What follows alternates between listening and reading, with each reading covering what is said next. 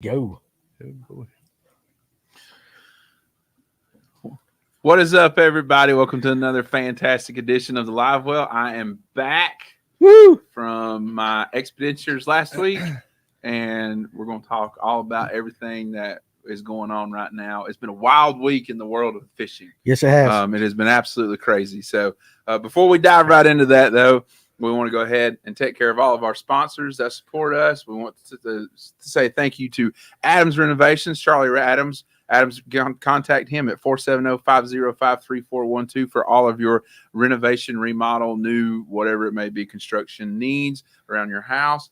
Charlie Adams will take care of you. He's A1. He's a fisherman just like us. That's right. Sonar Pros, Trent Palmer, the official sonar installer of the Live Well. The best. Call Trent Palmer today at 770-530-4505 to schedule an appointment today. That's right. With Trent and the guys, they'll get you hooked up. They hook up with all these professional fishermen and set everything else up for them. You guys need to trust them as well for your sonar. And, of course, Festive Water Paddle Sports, your North Georgia paddle sports shop right by Lake Lanier over at between Highway 369 and 400. Check them out at www.festivewater.com. We're going to be talking about some of their Black Friday deals coming up here later on in the show, so you want to stick around for that and pay attention to that. They got some really good deals going on for all you kayak fishermen out there.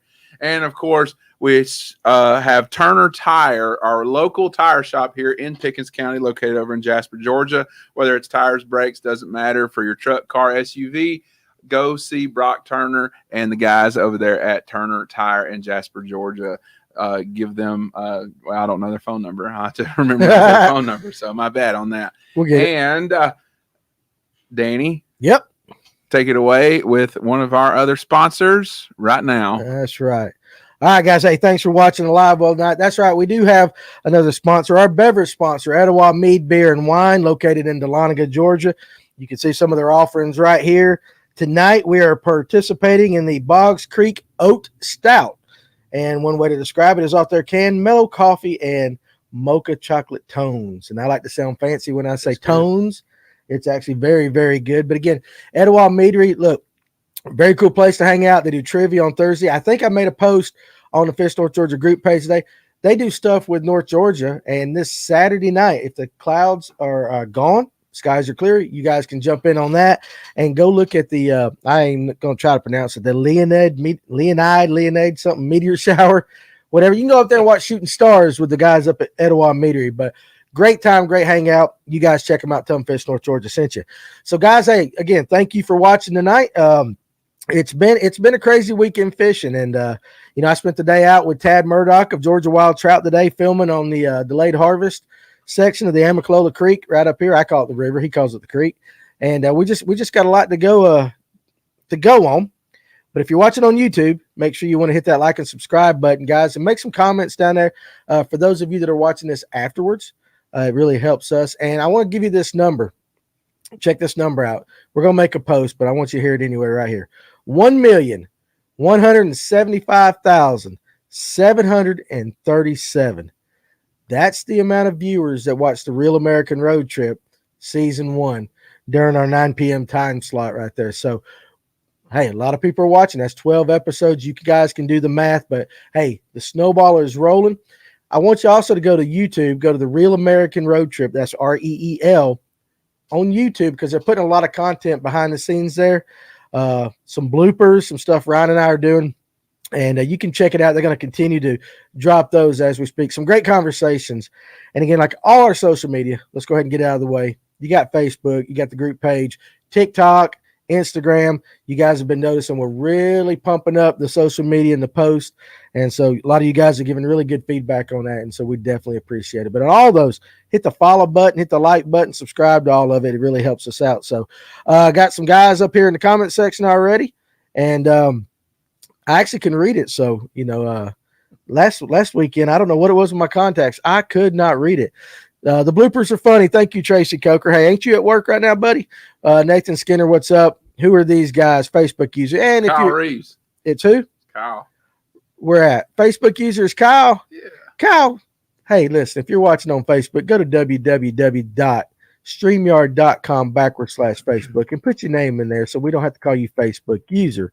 Yeah, definitely happy Thanksgiving. It's just next week. Got a special guest tonight. Special guest tonight.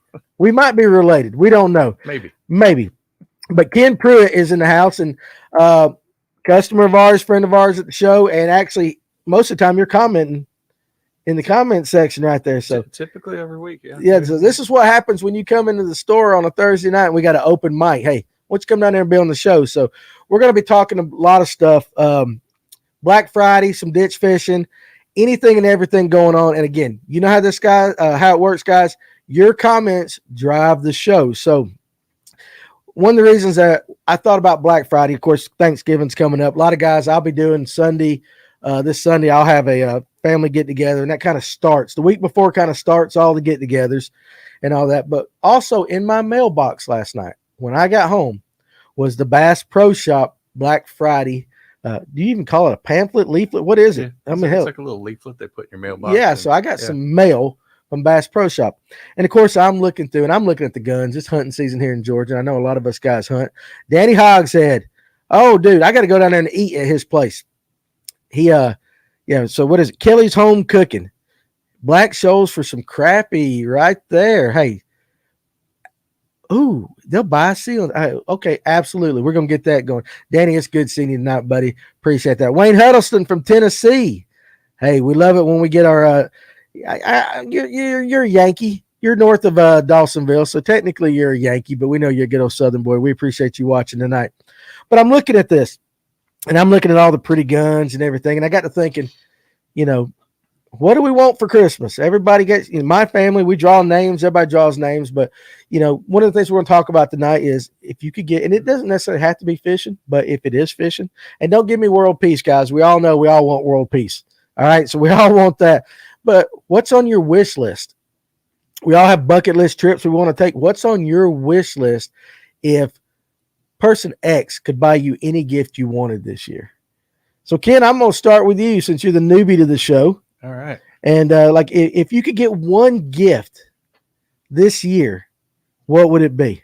And listen, money is not an object. But if you just money would be the good gift, right? Money would be the great gift right there. So Kevin Thornton.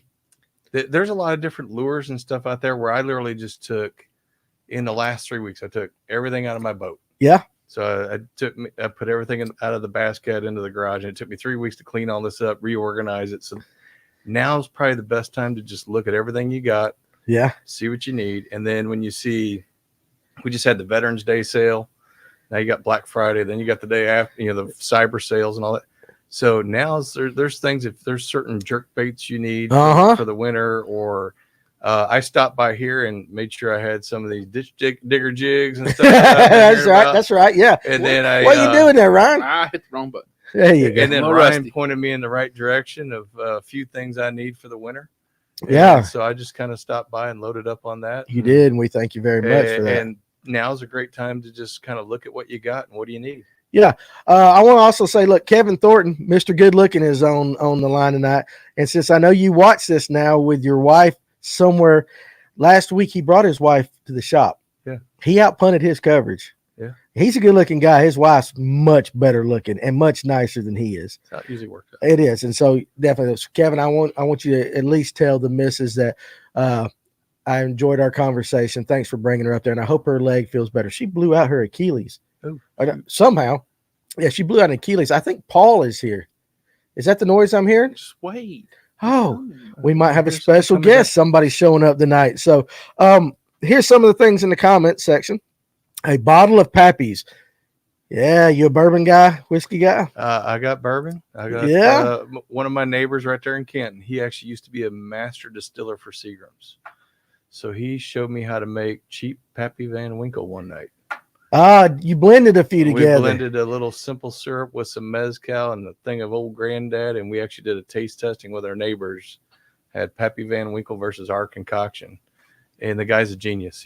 People couldn't tell the difference. Are you serious? Yeah. Do you think you could share that with us?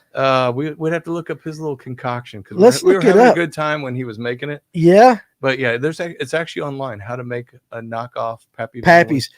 I've got a good buddy that his dad actually lives in Kentucky. Yeah. And Maker's Mark, big Maker's Mark guy. They're always up at the distillery.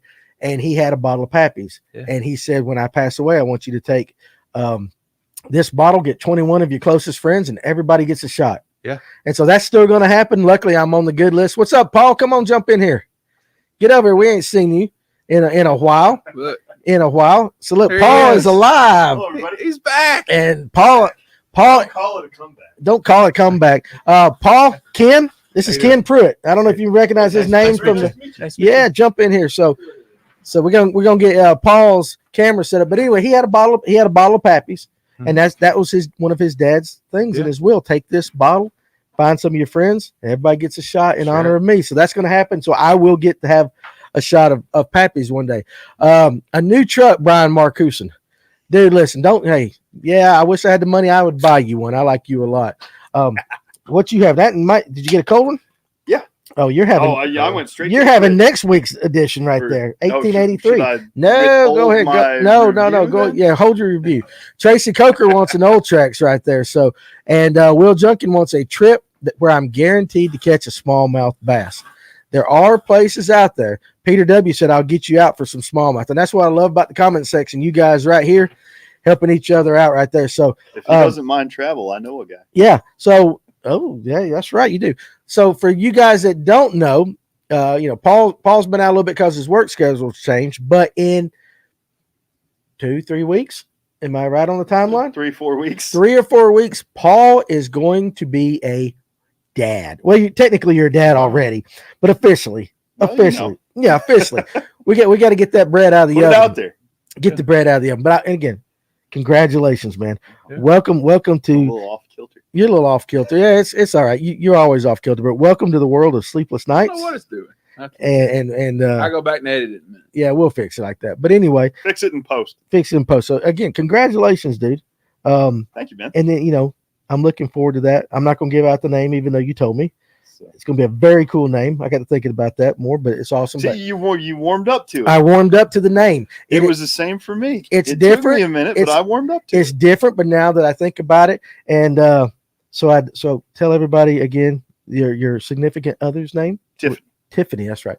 I knew it started with a T, and I couldn't quite remember, and I didn't want to do that. So- Occasionally, every now and then, and she may be watching. Every now and then, there's an episode where I get in a good night, Tiffany, at the end. And you do, y'all you do. hear that? And Miss Tiffany, if you're watching, bless your heart. I know you are ready to get this over with. So, but congratulations to both of you guys. So I'm happy for you. Thank you, man. I am happy Thank for you. Now, All y'all in the comments, there's a lot of names coming up there. Thank you guys. yeah, it's awesome. Love you all. It is. Um, It is awesome. Hey, we'll have him out on the water in no time. Oh yeah, and listen, we get to start making dad jokes at you. I get to start making dad jokes. You get to start making that. That's exactly that right. door is open. It is open. And so the conversation that we're starting with tonight is kind of like with all these Black Friday sales, what you would want for Christmas if you could pick anything. But of course, you're getting a child. I don't know if you can top that. I don't know if you can top that. So I want you to think about it for a second. Diapers. Yeah, diapers. Listen, hey, we should do that. We need to throw a Fish North Georgia shower for Paul and Tiffany. I have him present, but I didn't know he was coming. Well, I know. I told Amanda the other day, I said, I got to get Paul So something. I'll have to go down to Ball Ridge at some point this weekend. We will get that. I know We're where just gonna Paul leave lives. it on the dock. Yeah. So guys that listen, if you're coming by I'll the give shop, you the permit number. that's right. If you guys are coming by the shop, bring some diapers, anything. It is a boy. It is a boy. It is a boy. So, hey, we might organize that. We might have a party with that. I'm gonna let Paul think about that because he's got to really top a kid. So that's kind of tough. But I want you to think about that. But Ryan, if you could get one thing on a Black Friday sale, something for Christmas, what would you pick? Anything? Anything. It's kind of like an open mic night tonight. 4-stroke. A 4-stroke. Yeah. You don't like your 2-stroke? Yeah, I like my 2-stroke. Why you want a 4-stroke? 4-stroke. Why? He's tired of changing It's oil. new, baby. Tired of mixing gas. Oil's getting expensive. Oil's getting expensive. It is. It's getting really expensive. Now, So- would you have a Mercury? Yeah. You Not like a hell with Yamaha. like if I came up to you, but listen, Ryan, if I came up to you right now and I said I got a brand new Yamaha 4-stroke upstairs, it's yours. Got a 250 You would- show up there. Yamaha will leave you stranded. Yamaha. Oh, Oh, well, we're definitely not gonna have that's a- Yamaha as a that's That's sponsor a anytime bold soon. take right there. It That is a thing bold right take. there was a piece of dog crap. Okay, That's a all right. bold well, take Also- right here there. we Also, go. everything that you buy for a Oh, Yamaha well. to fix a motor with, everything with a Yamaha, I'll charge on top of it the tariff that it comes from Japan. Everything on top of a Yamaha is like 40% more expensive. Did you see that from Cliff right there? Being the dad is an amazing gift, Paul.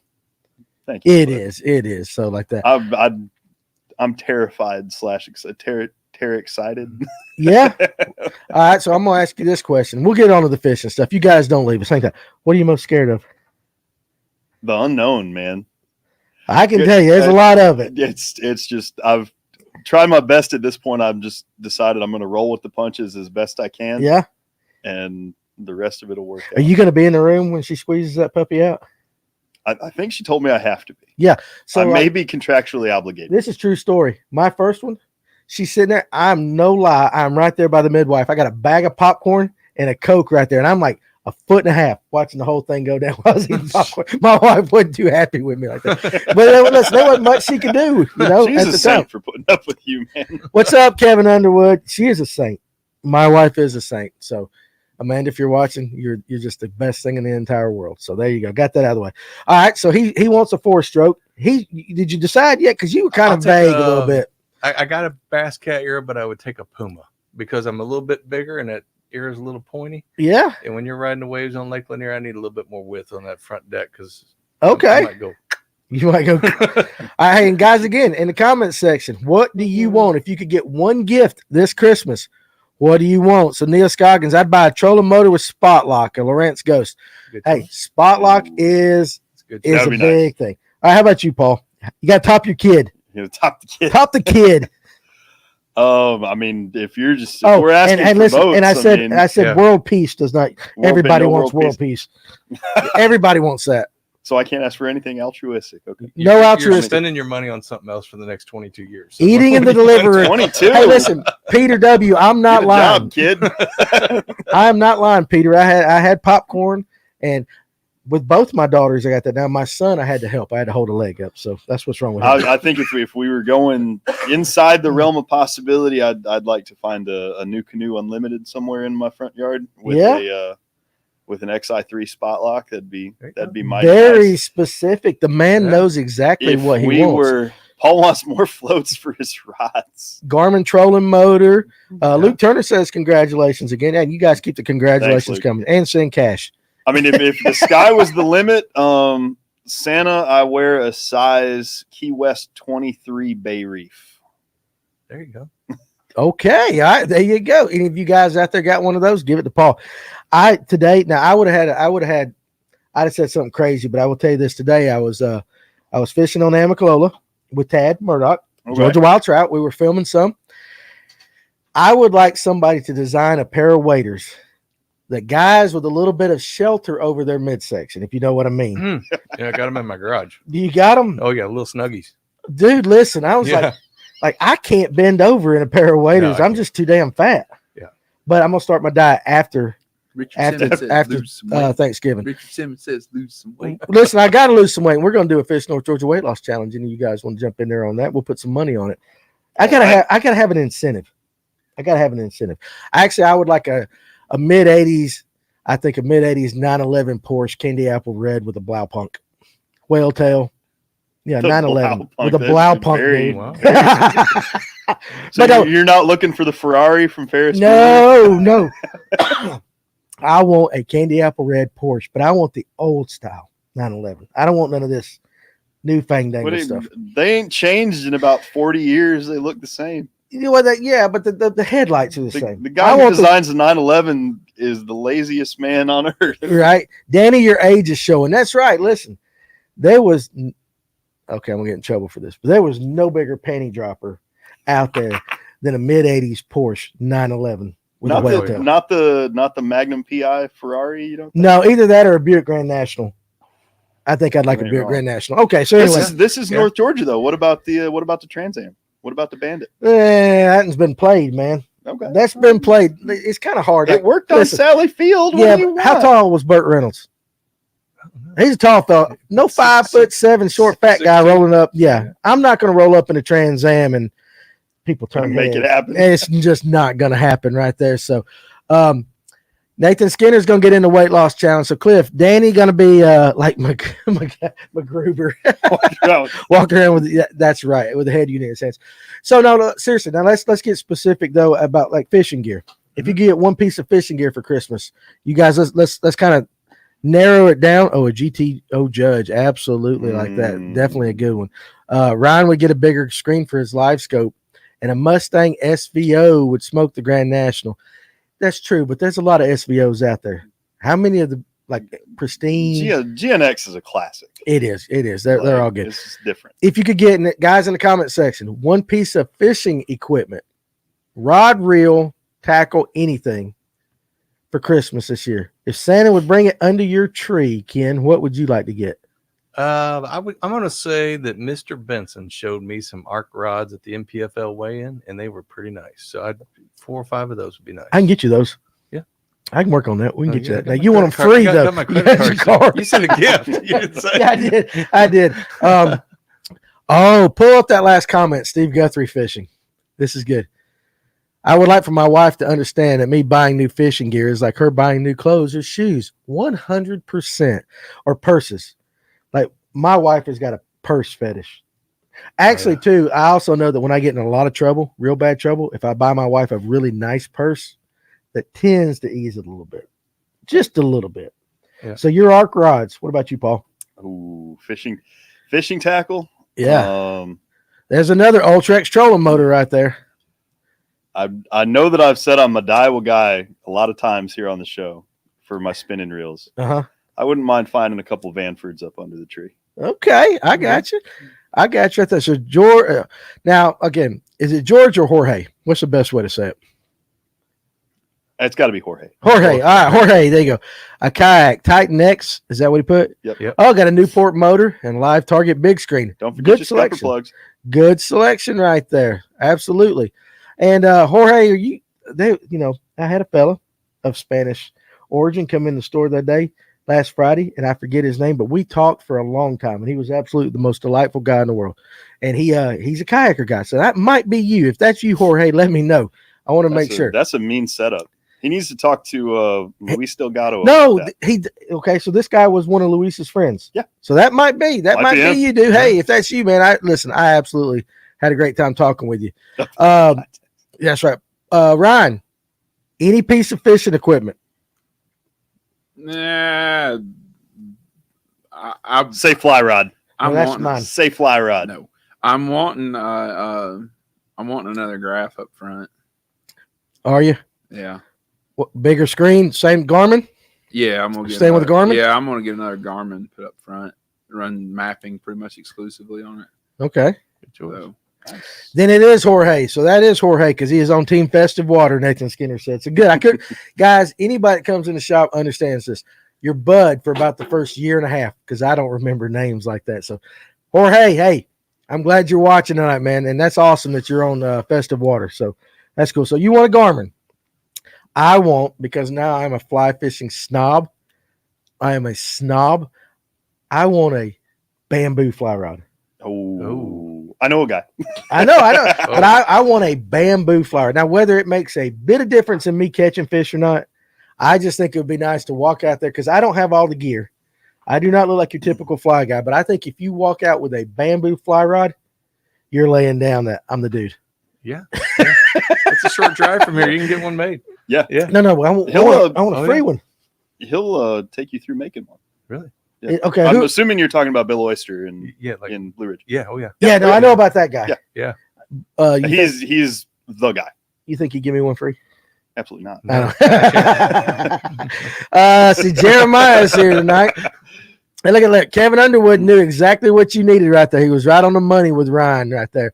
Actually, see, Jeremiah goes, actually, a stand-up kayak with a trolling motor will be just as good as a boat. You need one of those right there. So I know a guy, Nathan Skinner, can set you up right there.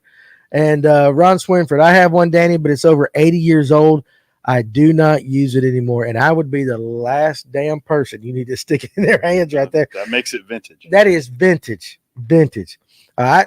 Since we're on this about gift giving, what is the one gift you don't want to get this year?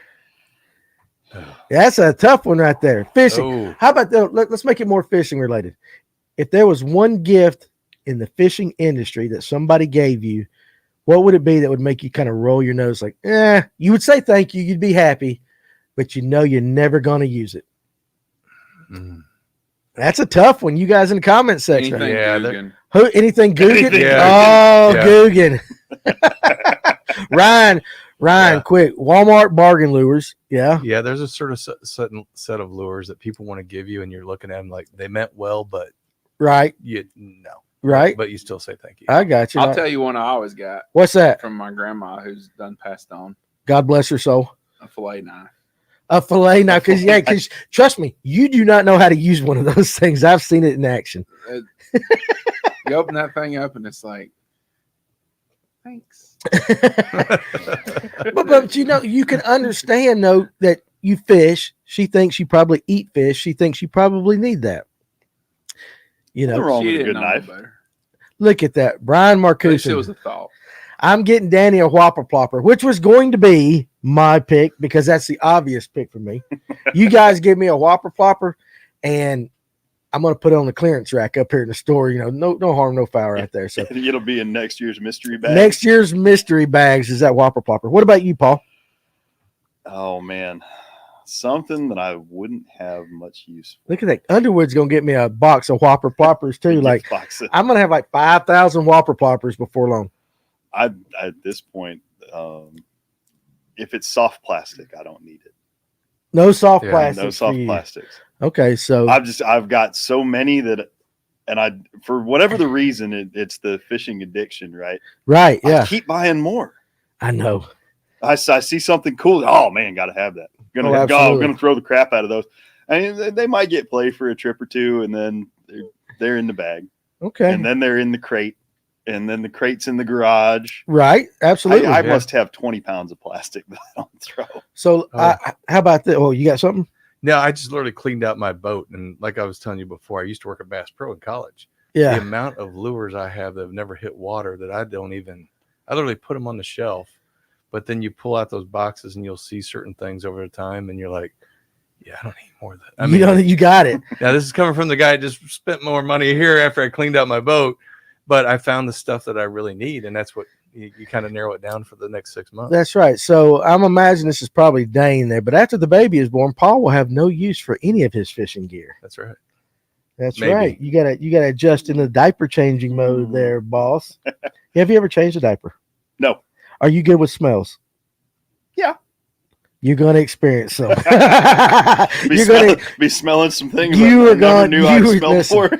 That's the one thing about becoming an adult is experience. Everybody say, adulthood's great and all that, fatherhood's great. You're going to experience some sights and some smells that you Mhm. have never in your life ever even imagined possible. You ever smelled a gut shot deer? No. It's coming, baby. It's coming right there. It is coming. Listen, Kevin, I know you can catch those big, large mouths on Whopper Ploppers, but I can't. I just can't do that. Farmer's going to get me a left-handed spinning reel. We ain't doing that. Yes, Cliff, baby boys, I can't wait for him to experience that. You're going to be changing that diaper and you're going to get peed on right there. That's And, the first thing anybody told me when they found out Yeah. that you got to like give them the little rush of air and then cover up quick, Yes. and you then do just that. kind of And listen, and when that thing goes be ready to dodge. when that thing goes off, you have no idea which direction it's going. It's just all over the place. I don't know how many times my boy just absolutely, I mean, forehead. It's coming. It is coming. Center like that. mass. Paul will never eat hummus again. That might be the best description of what you're getting ready to see, my man. You like hummus?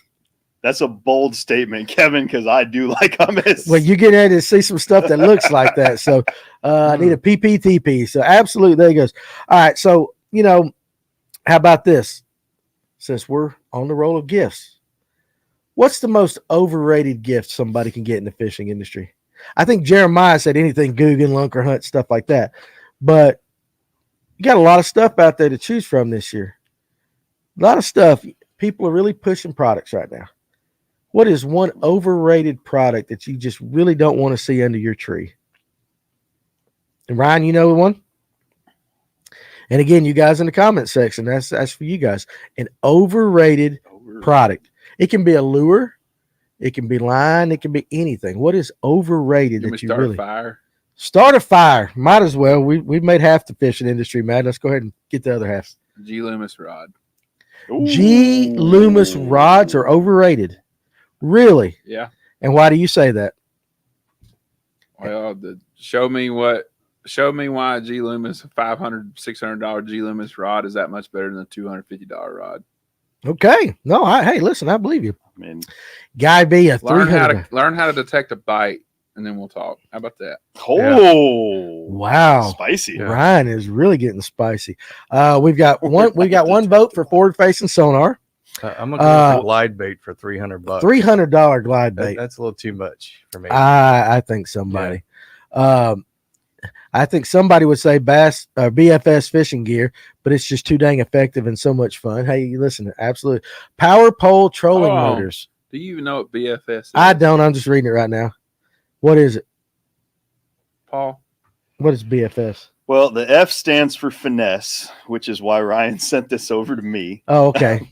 It's bait finesse system. It's basically if you want to fish finesse stuff on bait casting tackle. Yep. So it's Oh, little like noodly bait casting rod and a little bit like slow pitch for freshwater, almost. okay. I thought it was a damn. 8-10 pound line on a little bait caster, and it'll Yeah. throw a mile. Those little bitty lures, about like that, But what's the and it'll point? chunk them out there. If they're on that smaller bait, Why not just use a spinning reel at that you point? could, but there's just something fun about throwing a bait caster on light Yeah. line, and Okay. especially like in Bait the finesse. wind, and you want to be very targeted. Yeah. That BFS stuff is fun. I It lets you tackle down. I'll be honest with you. I thought it was like some rain gear or something.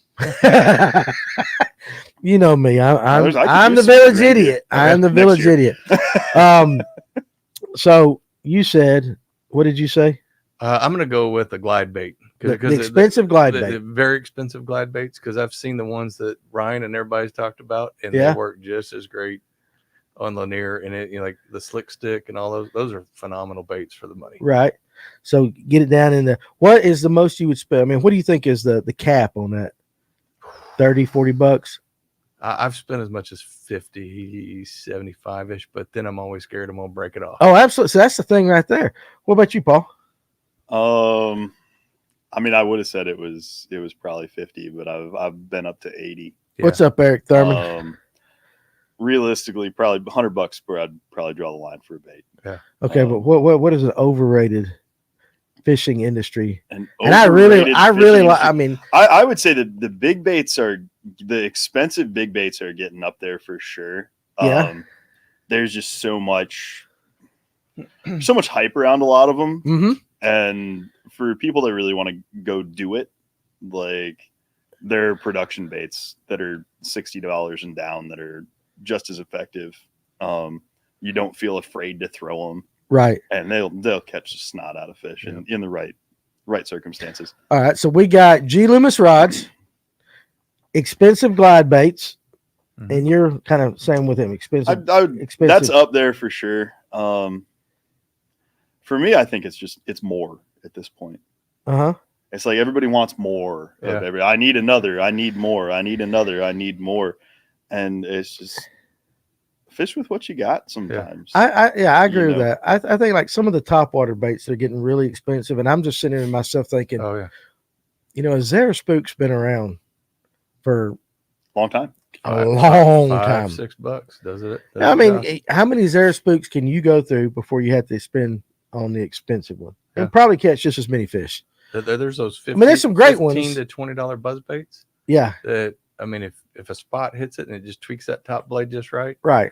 and you guys sit there and tweak that thing, but for 15 to 20 bucks, Yeah, I'll go with what I got. I But get that. Oh, listen, Neil Scoggins, he just Ned-rig is sent an arrow through my heart. A neg Oh my rig God. bait is overrated. I've caught a lot of fish on a Ned rig, which might mean because it's very simple to fish with. That might be it. Fish don't care if the bait costs $100 or $5. And we got Tatsu line. Not the first person I've heard that from. What I say? What did Ron Swinford say? Any bait that costs over $30, I'm not going to throw them. I have a few higher end cranks, but I don't throw as much as I should. I get that. Kevin Underwood goes, I got a BFS rod set up. Absolutely love it for throwing underspins. It only holds 50 yards of 10-pound test. Yeah. Perfect. So now, okay, so basically it is a bait caster designed for throwing ultralight stuff. Right. Yeah. Yep. I just think at that point, why not just throw the, Spinning reel. I mean, what are you gaining? I guess just the power of the bait caster compared to a spinning reel. I like how it throws in the wind, and then just I'm more comfortable with a bait caster. Yeah. And it's just something Yeah. where I can literally throw a light lure out there, not worry about the braking system and all that other stuff. Just put it out there where it needs to be. But you're a power guy, though. I like, In talking to you, I think you're a power guy. buzz Spinner baits. bait, buzz Yeah. baits. but Okay. will I get out there and throw that little BFS out there on Lanier? And oh yeah, Really? I'll have fun with it. Okay, that's pretty interesting. What's up, Tatum? I see a hey daddy right there. So I know that is my girl Tatum right there. So baby, I love you. I love you. I hope you're doing okay tonight. So guys are out there catching schoolers on a bubble rig A straw. Is that something? Did I read that right? A bubble? Straw on the treble hook with a clear bobber in the front. I don't know. That wouldn't surprise me. I don't know what that is. I don't know what that is, and I definitely have never thrown it. Any crankbait over $15. I'd never throw a Megabass square bill, for example. Yeah, but Jeremiah, you got like some $500 glide bait, says boss. So we figured Jeremiah, if you got a big glide bait, he'll spend the money, but he ain't doing no crankbait. He ain't doing no crankbait. Kevin's gonna get you on that BFS before you know it. You think so? Oh yeah. You can handle the fish better if you're fishing in the wind. You don't have Yeah. to fight the wind blowing the braided line. So very interesting right there. So Well, some guys too will take that reel out of gear and they'll try to thumb it instead of letting the drag go. Yeah. Yeah. Like you can really baby them. really, Mhm. Ryan, let me see that beautiful face of yours. You got a BFS rig? Ah, Not a Hell no. chance. would you throw a BFS rig? How much drag does the reel have? I don't know. How much? Does any of you guys know? Oh yeah, you got one, kid. Yeah, I mean, 2-3 pounders, you're fine. 4-pounder, but the only thing I've ever been told, which I've not experienced yet, is if that reel, where the line's going on there, if that spool gets too much torque or tweak, that can get fragile. So Okay. you got to be careful about that. So make sure you're using light line on it, and you're having fun and doing exactly what Kevin's saying to do. All right, he's so he's dead on. he's dead on, as he is with In most other things. words, I ain't spending money on that Oh, crap. Ryan didn't he getting button happy back there. So basically, you're saying, look at that, Paul, Ryan, Paul. Yeah, Ryan ain't putting 20-pound miss line Paul. and buzz baits. I have I missed Paul understand too. the Yeah. struggle with the button pushing, Ryan. Danny doesn't get it. Oh, my no doubt. ring. So I've got all 4 fingers on the buttons, swapping back and forth. And for some reason, my ring finger tonight is like wanting to press down on Paul. There you Maybe go. it's because Paul's first time back in like 2 months. It's been a minute. Yeah. It's been a minute. It I'm has just been I'm a just hot like minute. wanting to like a mid sentence, and it's like Paul. It feels like old times. It feels like old times. Okay, so I learned a little bit. But again, now Kevin said he's landed 5-pound spots Mhm. on it with no problem. Yeah. And did y'all not feed Ryan? He's grumpy. Ryan ain't grumpy. Ryan's in a good mood right there. So I'm perfectly fine. he's Yeah. perfectly fine. He's just his He's ring eating chicken fingers when I just walked look. in His here, so ring he's good. fingers just kind of messing up.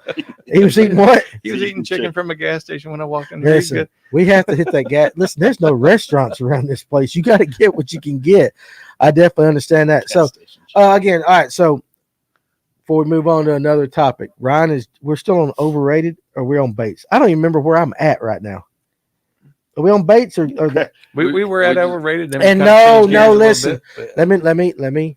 I have not drank that much. So for you out there, you judgy people out there, no, that's not what that means. I'm still trying to figure out the yeah, you're question. You're only 3 sips in. You're good. I know. Well, I ask a question and then I forget. We start talking. Apple pie's done over here, though. I'm telling you. That's Oh, 1833. you didn't get the apple. Oh, here you go. That one's warm. You don't want the warm one, but it does taste good warm. I've had it. That's mead. Granny's apple pie. Oh, That's there you go. mead from Etowah Mead Wine. Semi-sweet sparkling mead. Etowah Meadery. Try it. Good to meet you. Good to meet you. Try that thing right there. Is it going to be better cold or It can go either way. It can go either way. let it rip? Yeah. It can go either way. All right. So how about this? One thing I wanted to talk about tonight. We're gonna transition a little bit, guys. Listen. Hey, again. One thing I want to kind of before I transition into other stuff. When you go out shopping, I'm not saying just because we own one. I'm talking about all your local businesses. Doesn't matter what industry they're in. If you have the opportunity and you can buy local, make sure you do that. Hit the mom and pop stores in any and every industry. You might pay a little bit more, but trust me, you're doing more for the industry than you can do that. Surf Dad, expensive jerk baits are overrated for sure. Disagree strongly. And drink what the hell, what you want. Hell yeah, holiday season, Surf Dad. Eric's gonna have a drink for me. Thank you. You do that because, you know, I gotta be a good boy on this. Why do you disagree with that statement from Surf Dad? Expensive jerk baits are overrated. Now, what constitutes an expensive jerk bait to you guys? $20 and up? I mean, that's for everyone. That's the Megabass, right? Yeah. Okay, so are we basically saying Megabass is overrated right there? I'm not going to say Megabass as a concept isn't, right? But there is nothing.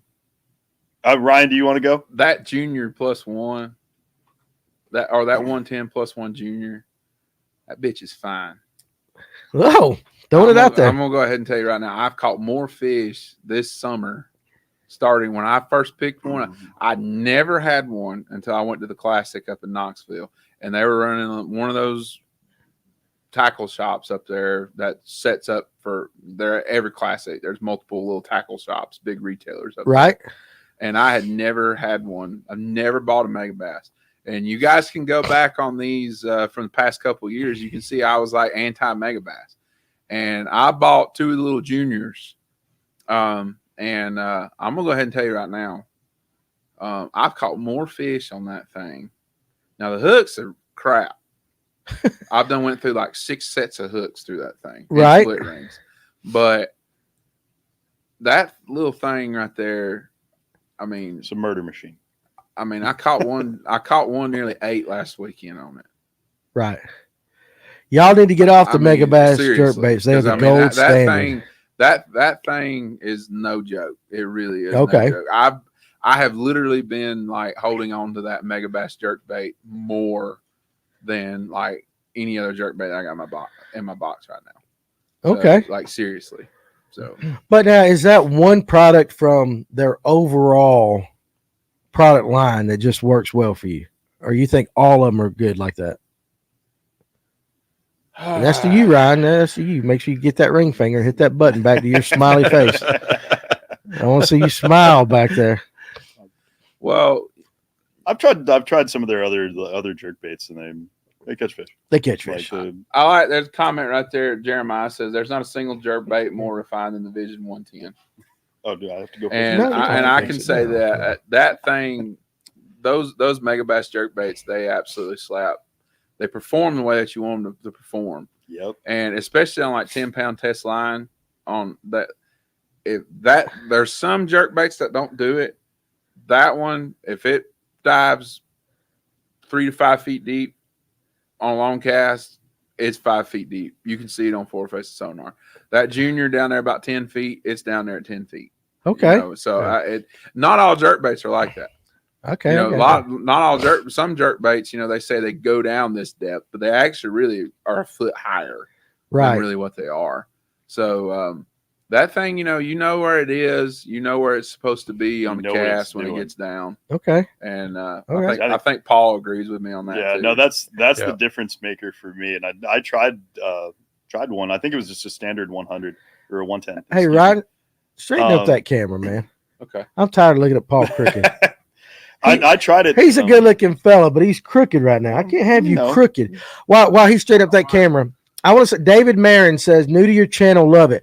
David, listen, we appreciate you actually being here. Make sure you hit that subscribe, dog. But I like seeing new names in the comment section. I like seeing new names. So it might just be that camera mount, man. I don't know what it is.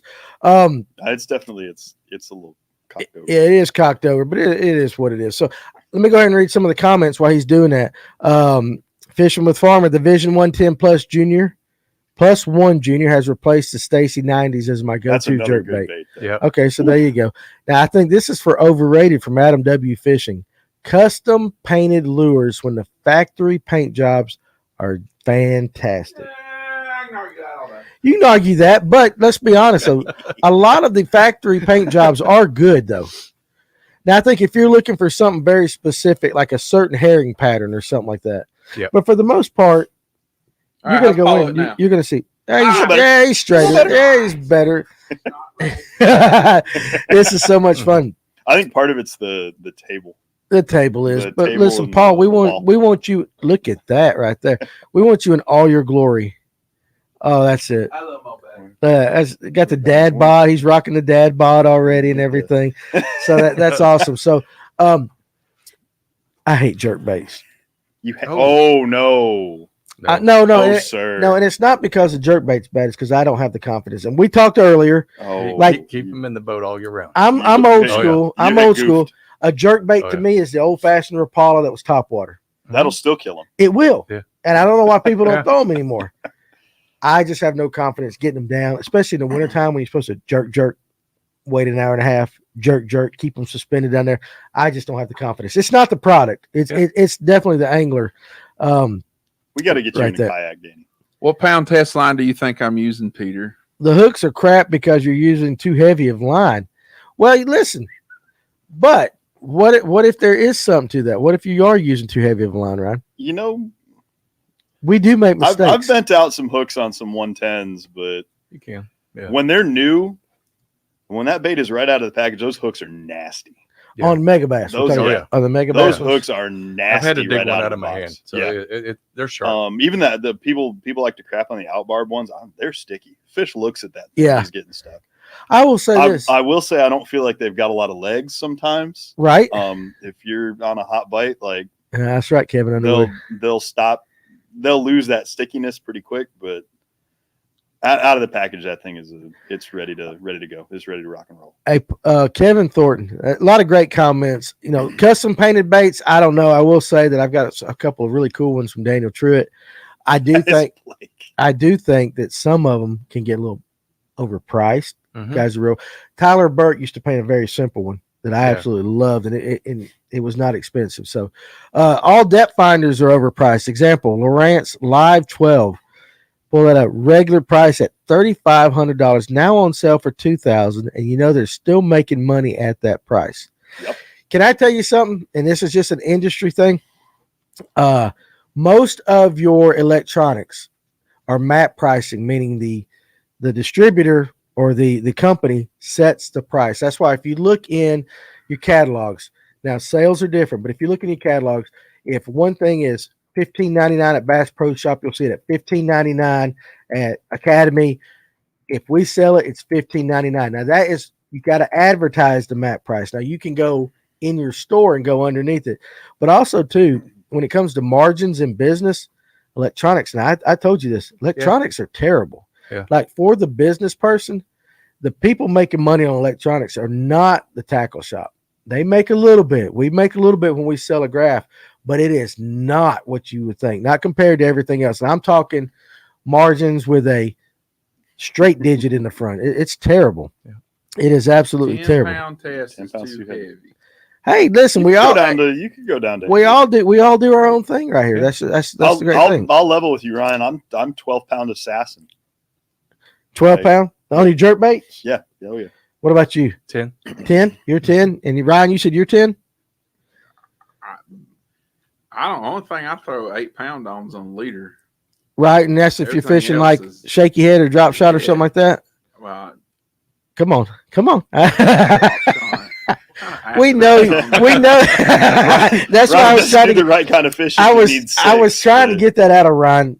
Ryan is now the drop shot guru here in North Georgia, right there. You know what? Interesting thing, real quick, off topic. We were trout fishing today, and I was telling Ken, you would be surprised at how many techniques in fly fishing are so similar to bass fishing. And the reason I said that I've is, been trying to tell y'all. listen, I'm getting Tad tied on a mop down at the bottom and up about 12 inches. He had a tag come out, and we had a nymph on it. And I said, Tad, that's a drop shot. He goes, I know. And we were doing this.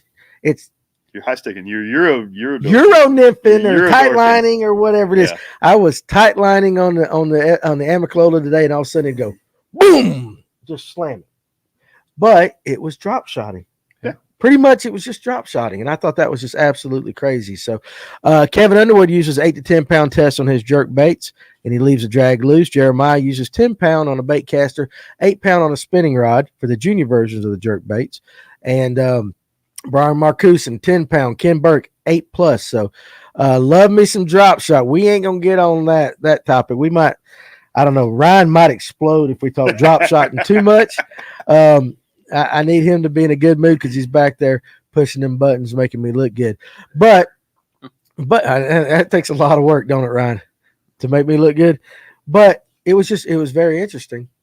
And I was telling Ken and I had a great conversation before. Streamers in fly fishing, it's like crankbait or your jerk baits. Mhm. Yeah. This Euro dipping tight lining that I did today, drop shotting. Yep. It's actually there's not It's as not much difference. to me. It's not. Give me some camera. Give him some camera. Let him pontificate for a minute. Pontificate. To me, like the tight lining and whatnot in fly fishing, I find that in the river at least very similar to fishing a Ned rig. 100%. I can You see want to that. get it down. You want it ticking just right along the bottom. You want to get it in his lane. Yeah. And he sees it coming and goes, "Oh, that's food." I absolutely fell in love doing it today. That's fun. It was so much. You can even do that with a little jerk bait too, because like up in Missouri where I originally lived, you get those trout guys. I wasn't gonna tell everybody you're Yankee. Yeah, it's all right. Okay, all Well, right. they had to compromise about Missouri. Missouri. Okay, Missouri that's- was confused. I think. Oh, there That's you what go. it That's said. right. But the friends I got that are guides on the White River, they'll take the little bitty jerk baits and they'll just find those little calm areas where the water's running by. and Uh-huh. Toss that little jerk bait up there, and you can do the same thing. You just find that calm going into wind or whatever. Yeah. Same deal. Somebody says, take me trout fishing with you. You the man now. No, I am not the man. But I will tell you at my age, it is a nice change of pace. From If bass that's fishing. Blake Buchanan, you need to take him trout Is- fishing, Blake. No, Blake can trout fish. Blake goes up to like Tellico and all Yeah. that, Oh, yeah. catching these natives and everything. He's a changed man. And that's the cool thing about North Georgia and South Tennessee, North Alabama. We've got enough fishing around here for whatever the hell you want to do. Yeah. There is a way to do it, and it's all fun. Yeah. There's nothing better than doing that. Damn Yankees, Yeah, I knew it. he visited and stayed. So it is Blake. So Blake, I Euro nip today Does or it tight happen that line. I've always had relatives in Georgia. Did I get a little bonus? Hold point on at a second. some Hold on a point? second. Do you eat grits? Yes. Then you're good. All right. You're good. That is right there. It's called the dink rig and all that. So drop shot is absolutely the easiest way to get a bite. I would say that, and I'd say that's why a lot of guides use the drop shot for their Mhm. clients. Yep. But if you want the trophies, go with Underwood. There you go. So great show as always. So much fun. Hey, listen, we have a good time doing this. I have my squirrel dogs. Underwood's on a tear, man. Underwood is on a tear. He's on a tear. Did you see what did our buddy Emil qualify for? He's going to the Open. He's going to the Opens. Mhm. Man, I that's saw that. impressive. That's He's going to the exciting. Open. That is impressive. We're going to get into this tournament. Well, let's go ahead. Let's go ahead. Let's go ahead. And we had a lot of fun with our gifts and all that. Again, one thing before we transition, make sure you support your local industries, your local mom and pops. Doesn't matter. Hey, listen, if you're thirsty, yeah, you can go to Ingles and you can buy you some Anheuser-Busch or something like that. Why not go up to Etowah Meadery? Give some of these local breweries a try. I'm telling you, they've got a product for you because I've tried half of them. I know that. I know it's there. And I had to throw Anheuser-Busch out there because you've said it a couple of times. It was Yeah, I just used in to my work head. for him, but I'll tell He's you, this, talking this about is being very from good. Missouri, So, dude. Yeah, well, so I worked for him for a time, but not in the last 6 years. But this is excellent beer, and I've been to every major brewery in the United States, and this is very, very good. is it good? Oh yeah. Well, good. I appreciate it. The guys at Etowah would love to hear that. And I wasn't throwing Anheuser on the bush because he was just, how it's- sometimes you yeah. hear something in your brain. Yeah, I told you, I'm not responsible Nobody- for anything. The last Nobody 8 caught months. that but me. Who caught what? He said, I wasn't throwing Anheuser under the bush. But Wow. You know what? I didn't even realize I did He's that. got Yeah. jokes, folks. I got you. that's the smartest joke he's ever made, and it was by accident. It's so smart I didn't even understand it. Yeah. Okay, Ryan. Put the camera on you there, boss. A lot of stuff is going on in the tournament scene. I know you got some opinions on it. Let's go ahead and let's throw them out there and let's talk about this vast array of stuff we can talk about. Go ahead and lead us into it. So you can argue with me. You can at me, as Jeremiah says. The MLF is falling apart faster than you can shake ice at it. The MLF is falling apart. The BPT will not be a thing soon. Book it. It's not going to happen anymore. Guys are jumping ship left and right. You got guys jumping off the ship and then wanting to climb back up on the ship again. They don't know what the hell they want to do. Buckets. The who? Floyd Buckets. The who? Boyd Duckett. the Alabama Bass Council. Alabama Bass Council. Named his new name as Floyd Buckets. Floyd Buckets. Per Ryan Anaya and Slick Johnson. Oh, Slick Johnson. Yeah, So yeah. his name is Do you Floyd follow Buckets. them? The Alabama Bass Council. They're pretty interesting. You guys check them out on TikTok. Yeah, they're a good crew. They are a good crew.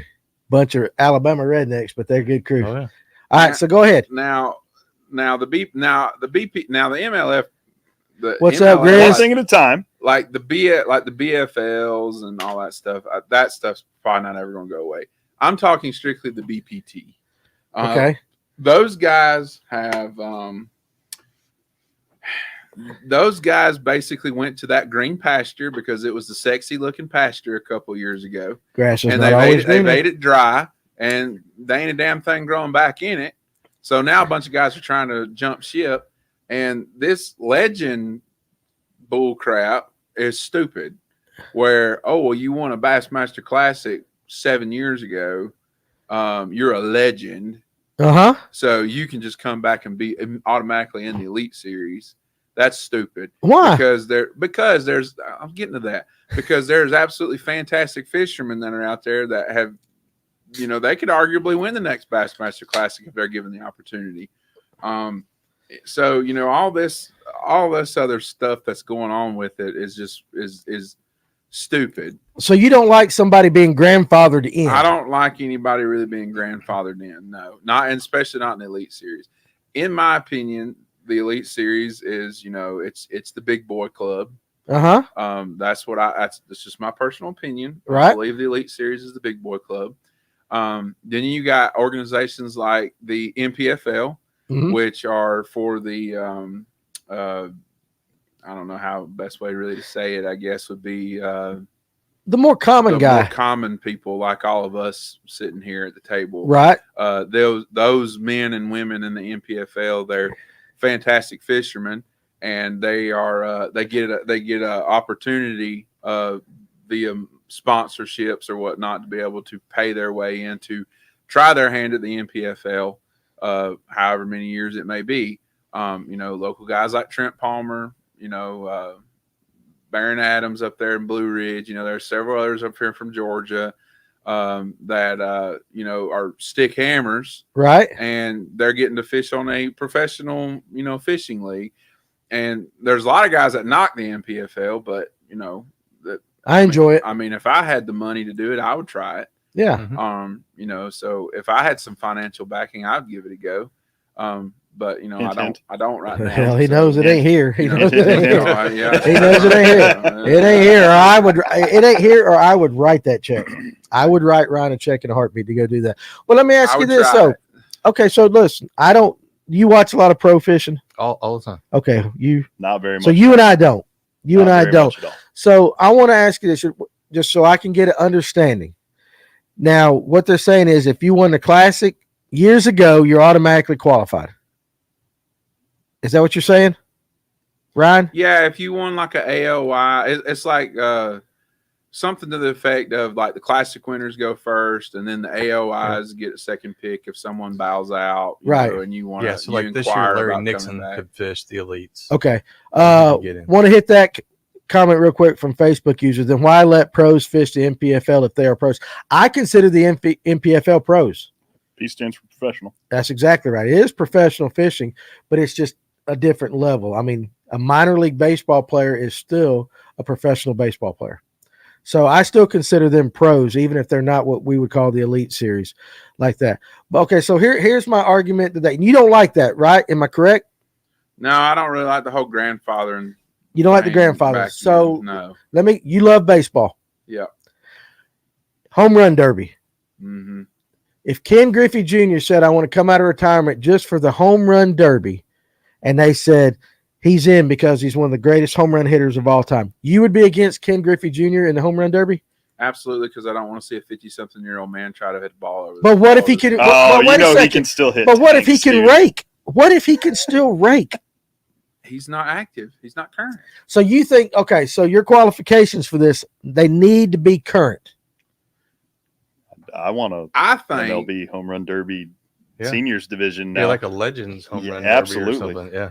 All right, who's the okay? So all right, so Facebook user who says Weekend Warriors.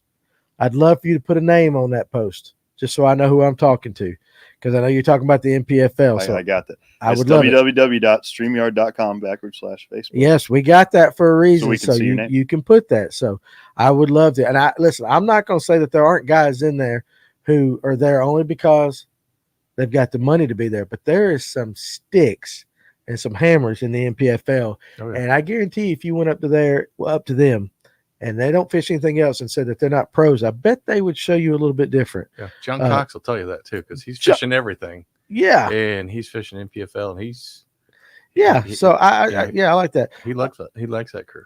He does like it. Yeah. And that's the thing is, my favorite of all time, but no, best hitters from that season. Okay, so Brian Marcoux. Okay, I get it. So there's two sides to every argument, but I still would love to see somebody like Junior or somebody that still has it to come back in, and maybe that would be in a separate thing. I don't know. Yeah. I was just kind of using that to kind of judge what Ryan is saying. The hottest trail of 2024 will be the new ABA team trail. Make it happen, Dane. Yeah, well, make it. Where does the ABA stack up against the NPFL? Interesting question, Ryan. I'm gonna throw that question to you. Where does the ABA stack up against the NPFL? Those are some faces. Mm. And this is a good. Those are some And faces this you made. is a good time Yeah. when I'm gonna take a bathroom break. So go ahead there, Ryan. The Find me ABA is something kind of cold up the ABA is kind of geared towards being for like the weekend warrior. The entry fees are considerably lower, obviously, but you know, if I wanted to fish like the Georgia division of the ABA, I could just go sign up and I could go fish it. You know, not necessarily like the NPFL. You know, they have a screening process. You know, they don't just take everybody. You know, Paul Benson's been on this right here in this studio saying they don't just take everybody from the NPFL. And, you know, he's name dropped a few people that he said that if they applied that they would never get in. My thing is with the whole letting someone come in, that's just because they literally are 2 months removed from fishing a totally different tournament trail like the BPT. And then all of a sudden, well, I want to go to the Elite Series now because obviously this thing's starting to crumble apart where they won't admit it not. I want to go back and go fish where I grew up, started fishing. Well, you got to requalify. Okay. Perfect example, and nobody in the comment section will argue this. Jason Christie is probably one of the best anglers on the planet. When he left and then came back to the Elite to Bass, he had to requalify. Now he was good enough because it only took him 1 year to requalify for the Elite Series because he's just that good. But he had to requalify. And you see how he was rewarded when he requalified, and it took him a couple years, and he was able to finally hoist that classic trophy up over his head. So, you know, I think grandfathering some of these guys who left just abruptly several years ago and then come back, and that's where they wanted to. I want to come back. It's kind of like leaving a job and then going to another job. And then that other job that you went to isn't all it's cracked up to be. So then you want to go back to your other job. Well, that other job might have filled your role. Well, then you kind of SOL. And that's kind of the way that I should see it should be, because the guys like Emil, you know, I'm just going to use Emil as an example. Guys like Emil, I believe, could wholeheartedly 100%, if he gets to the point, his dreams and aspirations is to make it to the Elite Series. I believe in a few years he will be on the Elite Series. I got to flip this around. Look at this. He just said he wanted something cold. There we go. We got some Boggs Creek. Boggs Creek, Stout. Oat Stout. Yeah. There you go. So, but that's my opinion on like why I think it's dumb that they just let people just come right back in. I have absolutely zero against Jordan Lee. He's absolutely fantastic fisherman. I cannot hold a candlestick to his talent in his left pinky. Okay, when it comes to catching a green fish, I cannot. I cannot. But you've been gone for how many years now? You should if you're that good, you should go the way that Jason Christie had to go, and you should go back through. If you're that good, do like Jason Christie did. Take 1 year, and you're back in the Elite Series. Boom. Just Okay. my opinion. I missed all that conversation. Anything to add to it? The only flip side to that would be if you listen to like James Watson and some of these guys where they have their sponsor contracts where whether they did it right or wrong or whatever it might be, in those contracts it says they have to fish a certain level tournament to get that money. So the money thing becomes the whole decision making of everything. So and for and James who, Watson and to leave, who ultimately is at the top of the money food chain, right, and how that's feeding the whole system, and yeah, it's all tied together. But so there, I agree with Ryan that you should qualify back in, but some of these guys have contracts, and James Watson's just outspoken. He's about he has to fish this level in this league or this league, otherwise those contracts are at risk. Well, okay, so so there's a whole nother ball game. Now he has a real estate agency and all this other stuff, so he's okay either way. Right. But for most of these guys that are on that bubble or looking to get out, they're going to have to go back to their sponsors and try to reword those contracts so they can qualify and do it like these other guys have. I got you. So I see a credit card can get you places. Quotation pro. My question there would be: is it not the sponsors being in general at the highest level industry? Yeah. Like, is it not in their best interest to kind of let these guys bounce around anyway, knowing that if that's where they're going to bring the value, there's no reason to discourage that. Right. But at the same time, everybody knows that the sponsor money that's out there is kind of went to the social media piece of it. It has. And there's a person I know in Missouri that fishes in a kayak and gets a couple $100, and she does a great job. And she has different sponsors, and she's making money doing it. Yeah. But to be at that ultimate league where you're getting the TV time and everything else, all that's being evaluated. It's just that's the way the economy is, and everything's tough. Right there. I think that's dang. That is the point. That is a good point. You gambled on something that didn't work out. Take your lumps like every other businessman does when they make a bad decision. Yeah. Boom. Because going back to why they originally left was because they said, here's the birthday cake. Here's everything's good. You'll be taking care of the rest of your life. Then the rules changed. And then all of a sudden you're like, I'm hung out to dry. And that's tough. Yeah, absolutely. I get it. So, and not everybody's a James Watson where they got a side business and they're doing well. A lot of these guys that are living out of their trucks and stuff like that, it's a rough life. Yeah, it is. And that's what you and I talked about before the show. You know, it's not the glory life that everybody thinks it is. No, not even close. A lot of them guys. Only the top 5% that are professionals live this glorious, glamorous life that you see. Yeah. When it comes to your Gerald Swindles, your Brandon Pollins, they are, Dane. Jason Christie's. Yeah. They are in the top 5%. Yeah. They pretty much, if they suck 1 year, they suck. Right. Next year, we'll start all over again. Yeah, and that's kind of the thing. I'll use me as an example. If I go to the Elite Series and I suck and I finish 90th every freaking tournament, guess what? My ass ain't gonna be back next year. They're not gonna let me come back in. Yeah. They're gonna find some way to put me out. Yeah. But it goes back to like what you and I were talking about before, where when somebody sat me down like in 2006 and knowing what it was back then, and the payouts they didn't get better by any means. Yeah. And that person sat me down and said, do you really want to do this? Because I want you to imagine $100,000 on this table and set it on fire every year. And you still got to figure out a way to pay for your house. Yeah. That for the younger anglers that are out there, and we got excellent anglers in this state. We do. But it is a rough road. So just know what you're getting into, because all it takes is, and coming from the business side of how I've seen from that other beer company that gives out millions of dollars. Yeah. All it takes is a brand manager changing a job, and that team's gone. Yeah. No, you're right. I mean, you go back to the days where we had Team Daiwa with Larry Nixon, Guido Hibden, and all that.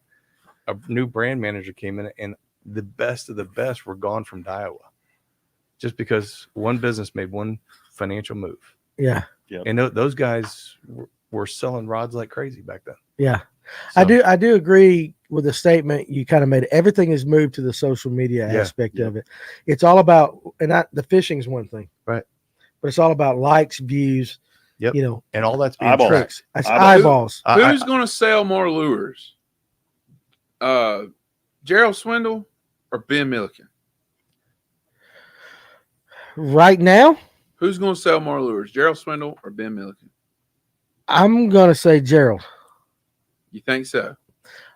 Okay, I don't watch pro fishing Right. other than the MPFL, and I because I know the guys. I would just say to me, and I'm in this social media game. Milliken, well, it also depends on who you're trying to sell them to. Let's start with that. Who is your target audience, Ryan? Who's the target audience? I think your target audience are the guys that are between age 17, 18 up to about 40. Ben Milliken, Yeah. because you put in that age group of 17. Because between Younger guys. between 16, 17 up to like age 40, Yeah, if you're like me and the bass bug, the tournament bug just has you bit up, chewed up, spit out every single day. yeah, Like I'm gonna pay more attention to those guys like Ben Milliken and a little Right. more. I agree. Now, yeah, and if Ben Milliken tells me that this new whatever the hell it is he throws, Right. 6 cents or whatever it is, right. some glide bait, Yeah, and he says it's gonna catch you a giant, Right. this time through this time of the year if you throw it. yeah. I'm probably gonna be more apt to say, I might spend that $65 on it. I will agree with And that. that is marketing 101. That's what I was going to Yeah. say. So marketing. So that's why I asked, what's your target audience? And when you put that younger generation in, the YouTube guys, people that are on YouTube, 100%. Yeah. I get that. So I actually know we one got of a the couple guys comments that said Milliken. Yeah, they said Milliken. Sorry, Ken. Yeah, absolutely. I've seen that. But I do get why you would say Milliken because of his social media presence. I think though that if you get to guys that, unfortunately, I'm a little older, Mhm. our age, I do think that G-Man would Oh, yeah. outsell All right, to here's the that to question. Yeah, that because to that he's age rolling out group. a new buzz bait for the spring, and he's going to sell a ton of them. Yeah, I think that goes to who's your target. Like if we break our YouTube down, Yeah. we can tell people watching this. I can tell you their age groups. I Yeah. can tell you where they're from, all that stuff. You can do it with anything on social media, TikTok. We know all the age group Yeah. genders. So that's why, like, you can buy a Facebook ad and you can actually type in, "I want it to go to 18 to 24-year-olds in Alabama, Georgia, and Tennessee," Right. and it will direct it to that. So I think the Milliken has got that younger demographic Right. in hands. 100%, I agree with that. So I'll throw a curveball because on this one, you and I haven't talked about this yet. Okay, throw it at me. So one of the guys I used to work with went to PepsiCo, which owns Mountain Dew. Uh-huh. Everybody knows Mountain Dew's got a big outdoor fishing and hunting team kind of thing. Coke and dope. All right. So the amount of people Hang on. that track what I'm you're- sorry, that's what it is. I know it just is you coconut dope. but what they have is a third party that tracks all this stuff going on. Yeah. How many likes, hashtags, forwards, all this stuff. So like to grow, like whether it's this show or whatever else, everybody on here forward and like as much as you can. That's what grows it. Yes. You But heard him. there are companies out there that are literally watching. Now here's the trick about those companies. Those third party people might not hunt or fish. Oh, I know. So I literally got a phone call about a year ago. Mountain Dew didn't, they knew Gerald Swindell, but they didn't know. So a buddy of mine called me and goes, "Hey, can you tell me about this guy?" And I said, "Yeah, he's going to sell you a lot of Mountain Dew and different things like that." And it was an old connection. So the world is smaller than what we know. Yep. But for all the younger anglers out there, I mean, when you represent a company, know everything in their portfolio Yeah. and Yeah. don't have no conflicts, stuff like that. Because there's going to be somebody make a phone call about you and make sure that you're promoting everything they got. Yeah. But there's eyes watching you all day long. Yeah. I It's agree wild. with that. But like the kayak guys are great because Oh, like that's you and what- I were talking about, yes, kayak guys the are the kayak best. guys are like the best because I went over to Gunnersville and they had a championship over there. And just the way they promote and talk to people at the ramp and all, the kayak guys were the best. I will not. It's just I have learned this from experience. If I want to spend money on a sponsorship, Yep. Right now. You could give me G-Man. Yep. Or you could give me a local kayak angler with a big following. I'm going to go with a kayak angler every single time because they tag you in every single post. Yep. They're the ones, and I think they have a little more. I hate to say this. You know what I'm The, saying? the kayak community, the ground game, Yeah. like with the kayak community is like, and it's tight. Tight. It's tight, right? Tight. Like, everybody knows. It's like everybody knows everybody. Like, and it's just your reputation. You can. I think it's easier to build that reputation and get that word of mouth going. Yes. Where you can have the sway Right. that you need. So there's like there's a lady that is in Missouri that fishes out of a kayak out of ponds, and it's HD Farm Pond Junkie, whatever it is, and she's a nice kid, but she's smart enough to know that she's promoting this rod. There's no other rods in that kayak, and she's doing she's not fishing kayak tournaments. She ain't got the money for that. But the amount of money she's pulling in from those sponsors just from doing it the right way, Yes, she is sharp.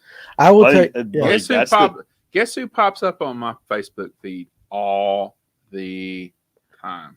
Is it Christine Fisher? Yes. Yep. She's an animal, and she's super cool. Yep. And she's a hell of an angler. She is a hell of an angler, but I was going to guess Hell something of an different because I've seen your feed there, Ron. What? But I'm just playing. Your TikTok. I can always tell. One night TikToks are all fish, and next night they're boobs. I just never know. No, I'm just kidding. I'm kidding, Ron. I've eliminated a lot of the boobs on TikTok. Unfortunately, you have. I enjoyed some of those. Because some of those. Somebody about 6 months ago said, "Oh, well, I don't know what we're gonna do about this TikTok. Every time I pull up, there's boobs.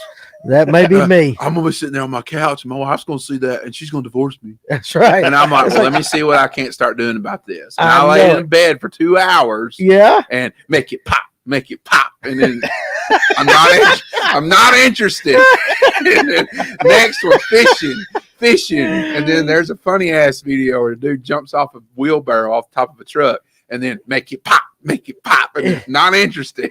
And move on. Thank you very much because it was very awkward for me to sit there and pull up TikTok and the family be sitting there. I got daughters, man, and all of a sudden it's like a boogie. And I'm like, damn it, Ryan. Damn it, Ryan. But getting on that social media thing, and this is just in what I'm learning now with the TV show.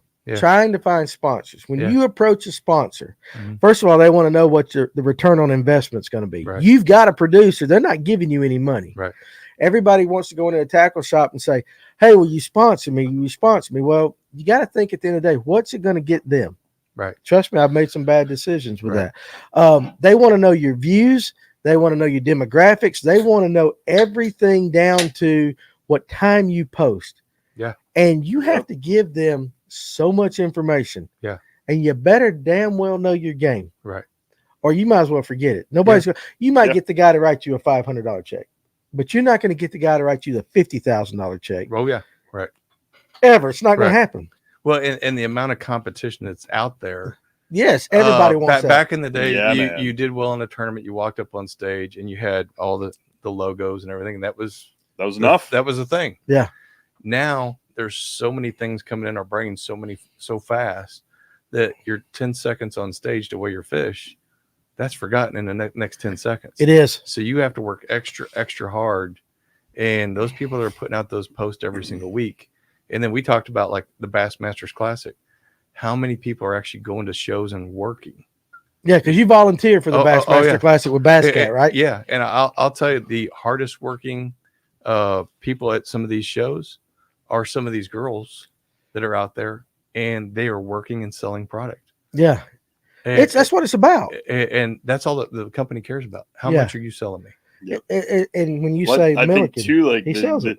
The shift, and I know we poo-pooed Guggen earlier, but the shift has been like, you don't necessarily need a pro angler who's out there. You don't winning events and cashing big checks. And like, you don't need to write checks at that scale. Right. Yeah. To realize that same return. Right. And the other part is there's several things out there right now where come join our team or be on our staff and we'll give you 10, 20% off or whatever it is. They're reevaluating that every year. Oh, it's all yeah. And so I if hate you that. think- Titan Tungsten. Titan I was trying to think which tungsten. Join our Yes, team. if you think that they're going to watch how much you order. But what I've seen that works is when you take, you got your lure company or whatever it might be, and then you say, "Can you give me a promo code?" And then when I put it out to all my followers and they can order your product using my code, that's more effective than just saying thank you for your 20% off, and I'll post on occasion. Yeah, I hate that. You ain't gonna last. I hate that. I hate that. I will just tell you this, that it's the most eye-opening thing is, and again, this is for the TV show. We have a budget of $1.2 million. That's what we want to raise to produce a show. It's just straightforward. It's $1.2 million.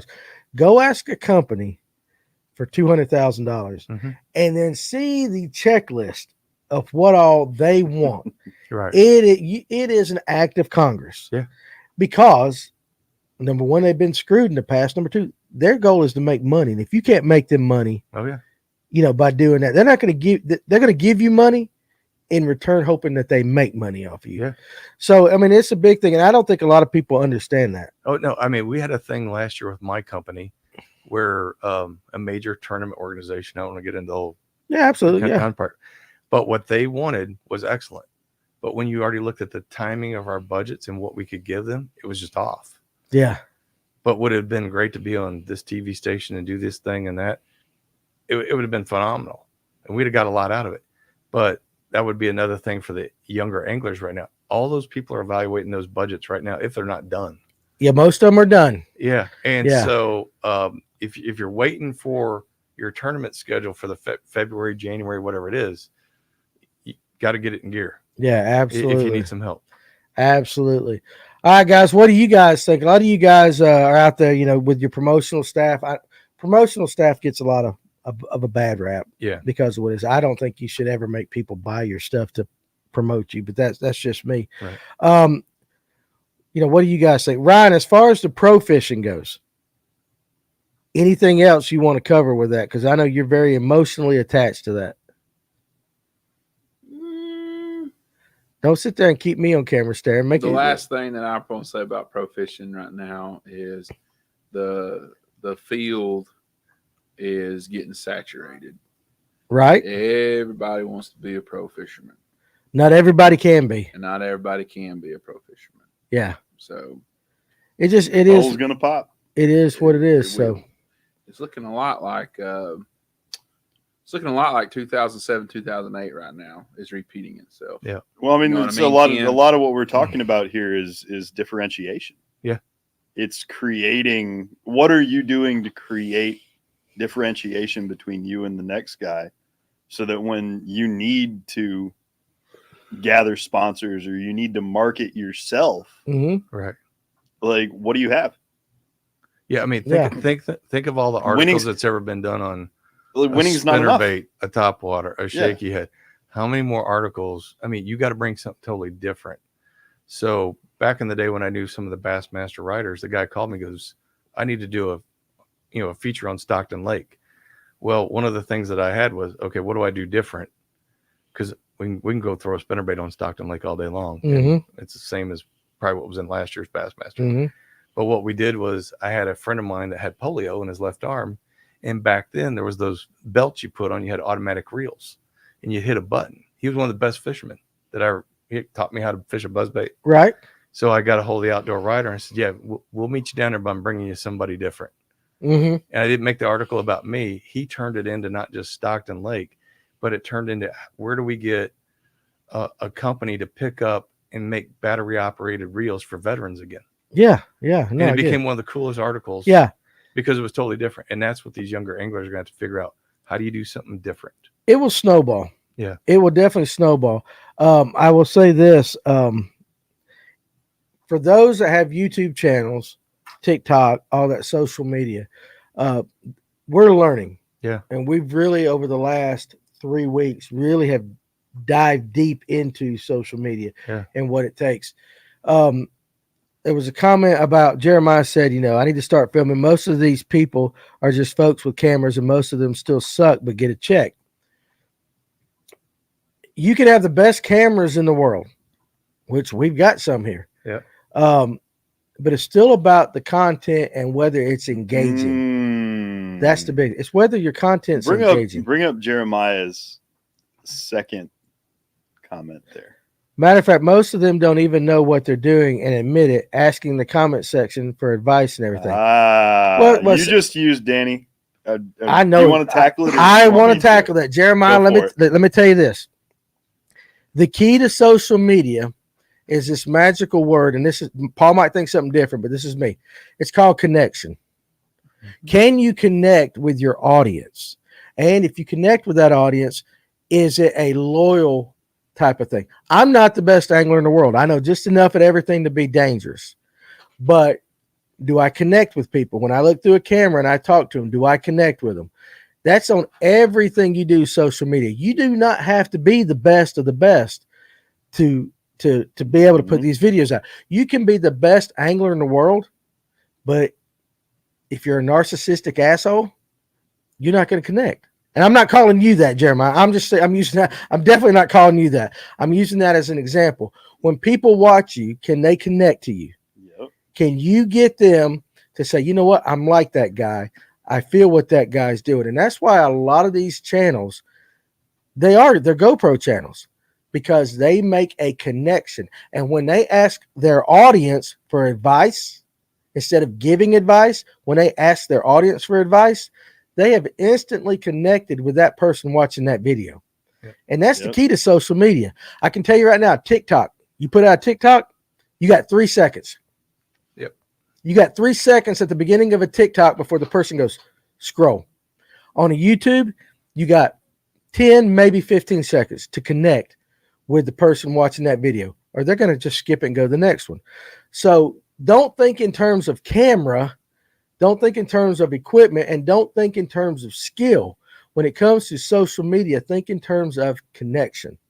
Mm-hmm. If you can connect, you don't have to have all that. If you can connect with somebody and you can get with them on an emotional level, you've got them. And that's the key to social media. Yep. It's connection. It's 100% connection. That was what I was going to say is they're related. Mm-hmm. Is you're driving engagement. Yeah. Like people want to see someone they relate to. I actually saw a discussion about this on BLAT's like Facebook the other day. It's like, people want pond specific content or kayak specific content, and that's no different than the fishing is no different. That's true, but people want to see something they relate directly to. They want to see what they know. They want to see someone have the experience that they're going to have. But two, like you say, they're asking the comment section for advice and whatnot. I'm not asking the comment section for advice. I'm asking the comment section to comment. 100%. Because the more people that are commenting and engaging on the video, the more it's starting to reach. And that 100%. Interaction is tracked. And that interaction 100%. Yeah. And to your point, like, yeah, of course you want to admit that you're fallible. Of course you want to show the warts. And you have a bad day, go have a bad day on camera. Hey, because people relate to that. Like, one of the greatest things ever sold in fishing is that you're going to pick up a rod, a lure, a new boat, a new graph, whatever, and you're going to go out and you're going to smash fish every single trip. And that is not the reality 100% of the experience. So that goes to the show is like, I do not go out to a place on the show and catch fish every single time. Sometimes we get skunked. Well, how many regular everyday guys go out to a place and get skunked? It happens to us all. That's a much more relatable experience than if I go out and I put 45 pounds of largemouth bass in a boat one day. Yeah. That's called a hell of an experience, but that's not a relatable experience because that's not the way it happens for most guys. There was definitely a comment from another show, let's just put it that way, that they were glad to see people talking about fish who actually catch fish. And I thought about that for a second. I'm not going to name the show, but I thought about that for a second. I'm like, you just pretty much took 3/4 of your audience and just shoved them out the door, because 3/4 of the people that watch us, I would say even more, Ryan, you might can chime in on this. We're not experts.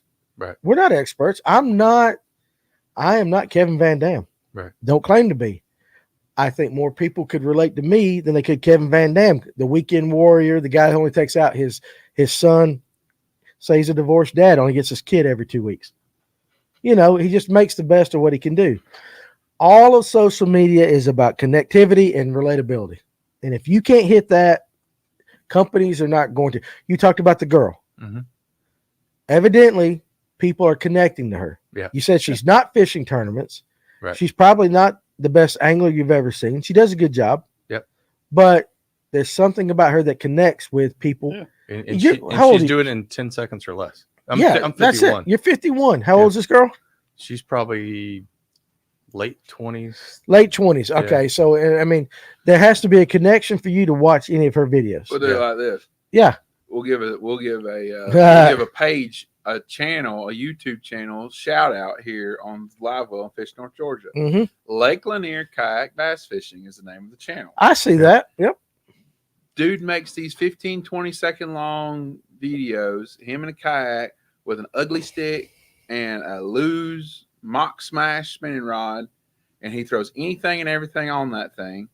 And literally, it's like when you watch those videos, within 5 seconds, you see the cast, and you're like, oh, what's he about to do? Because you know the way that his videos are set up, and he says something like, nice spotted bass blows up whopper plopper on Lake Lanier.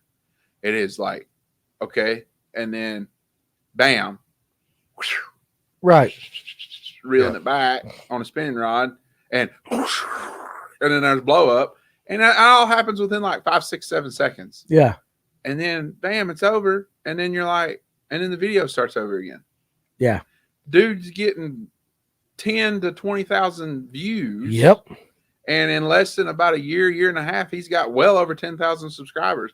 He literally does nothing else but go to Lake Lanier in a kayak or go to some of the streams and stuff up around Helen and trout fish. Yep. Mm-hmm. That is all he does. Yeah. And he doesn't do anything else. So, but he connects with people. And I like some of his videos through our channel. Yeah.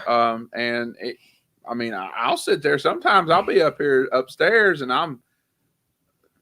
oh shit, 30 minutes just passed away. Right. You know, because I'm watching his videos. Yeah. You know, but that's the point being made is like they're engaging. Yep. Yeah. And it's like the title, and it's like bam, you already see the cast, and then bam, and it's just like within 5, 6 seconds, he's setting the hook. Yeah, be genuine and unique. Even if you lose a fish on camera. Yeah. That happens. Oh, trust me, when we go live fishing. Yeah. I mean, Ryan can probably tell you this too, is if you take what's going on in the last 2 or 3 years and you watch one guy post something. There used to be a thing called plagiarism and stuff like that. Uh-huh. How many videos come out within a week or two that copycatted that other guy? Well, I can tell you this. And you know where it gets a little funny? I can tell you this, just learning. That is called drafting. Yeah. That is called drafting, just like in NASCAR. Getting behind one, you get behind a lead car and let that lead car plow the field and get behind them and follow. And you can plagiarize, but it is called drafting. Yeah. It's, to me, I kind of equate it kind of like fishing guides or fishing companies. Yeah. And when you put out a fishing report, let's say I got 10 fishing reports in front of me. And I'm reading every one and they're on Lake Lanier. And I read Guide X does a report or Company X does a report and all this. I look at that fishing report and I see how many times they mention their own products. Yep. How many times do they are basically pushing what they're selling to you? That doesn't connect with me. Right. You know, and I realize every company's got to push products. I get that. But when I'm reading a report or I'm watching a video and it's more about pushing a product, that you lose that connection. Right. You lose that connection. If your fishing report is nothing but A, B, C, D, D of all of what's on your website, right, there's no connection there. When you make a video and everything's flawlessly perfect and everything, and it's this bait, your bait, like that, there's no connection there. I think being real and honest, you're going to connect a lot more. Being genuine is the key. Being genuine. And that's social media. I literally have a couple of fishing reports on our members only thing where I literally sit there and I'm like, hey guys, Well, I sucked this weekend. Right? Let me tell you why I sucked. Yeah. And I'm honest about it. And I'll tell you exactly where I throwed and exactly where I fished. Let me And ask. I'm like, we had a great day, or we caught the snot out of 14 inchers, or guys, we sucked. Yeah. Like, we couldn't hardly catch a damn thing. Yeah, Ken Burke. So here's like what that I comment. did. Yep. And so, my fishing report that I give the YouTube membership, some weeks it's like, yeah, I sucked. Don't go do what I did. Right. Go do something different. But let me ask you this, Ryan. You tie all our True Grit products, right? Yeah. In your fishing reports, take 10 of them. How many times do you spend the whole fishing report pushing our products? I'm Very rarely, right? I'm 1,000% transparent. I don't play favorites. So Right. And that's why people connect with it. If I'm throwing something that, we don't have, for We'll those tell of them to you go to guys who Hammond's, are on won't the we? Member, huh? We'll tell them to go to Hammond's Yeah, and I'll get tell it. you, go to Hammond's. Head over to Hammond's, go support them. You can get this. This is where I got it at. Yeah. This is where I throw it. And I could sit here, you got to get it only here at Fish North Georgia, la, la, la, la, la, la, la, la. and we don't do that. And we don't play that game. Because I tell you, I don't want that. I genuinely want you to catch fish, and I want you to come to me, and multiple people have come to me and say, your fishing report has helped me. Yeah. It helped me. Yeah. And I like that more than anything. I think any fishing report that's nothing more than a sales pitch for your company is not a genuine fishing report. Right. But it goes back though to the social media. Yeah. Think about the videos you watch, Ken. Yeah. What is it that grabs your attention? And I noticed there's a comment. Ken Burke said, I'll be honest, most of the videos I watch, I'm watching your technique and what you're throwing to. Everything else is a distraction. That is why Lanier Kayak Guy is killing it. Who is Lanier Kayak Guy? Do we know a name? I actually was literally just looking him up. Wouldn't know him from Adam. Okay, well, that's good. Do you know his name? It's the thing too, like that's a basic boat. It's not a crazy setup. I didn't see a screen on there. I didn't see pedals. I didn't see a motor. Nothing. Like, He's literally using an ugly stick.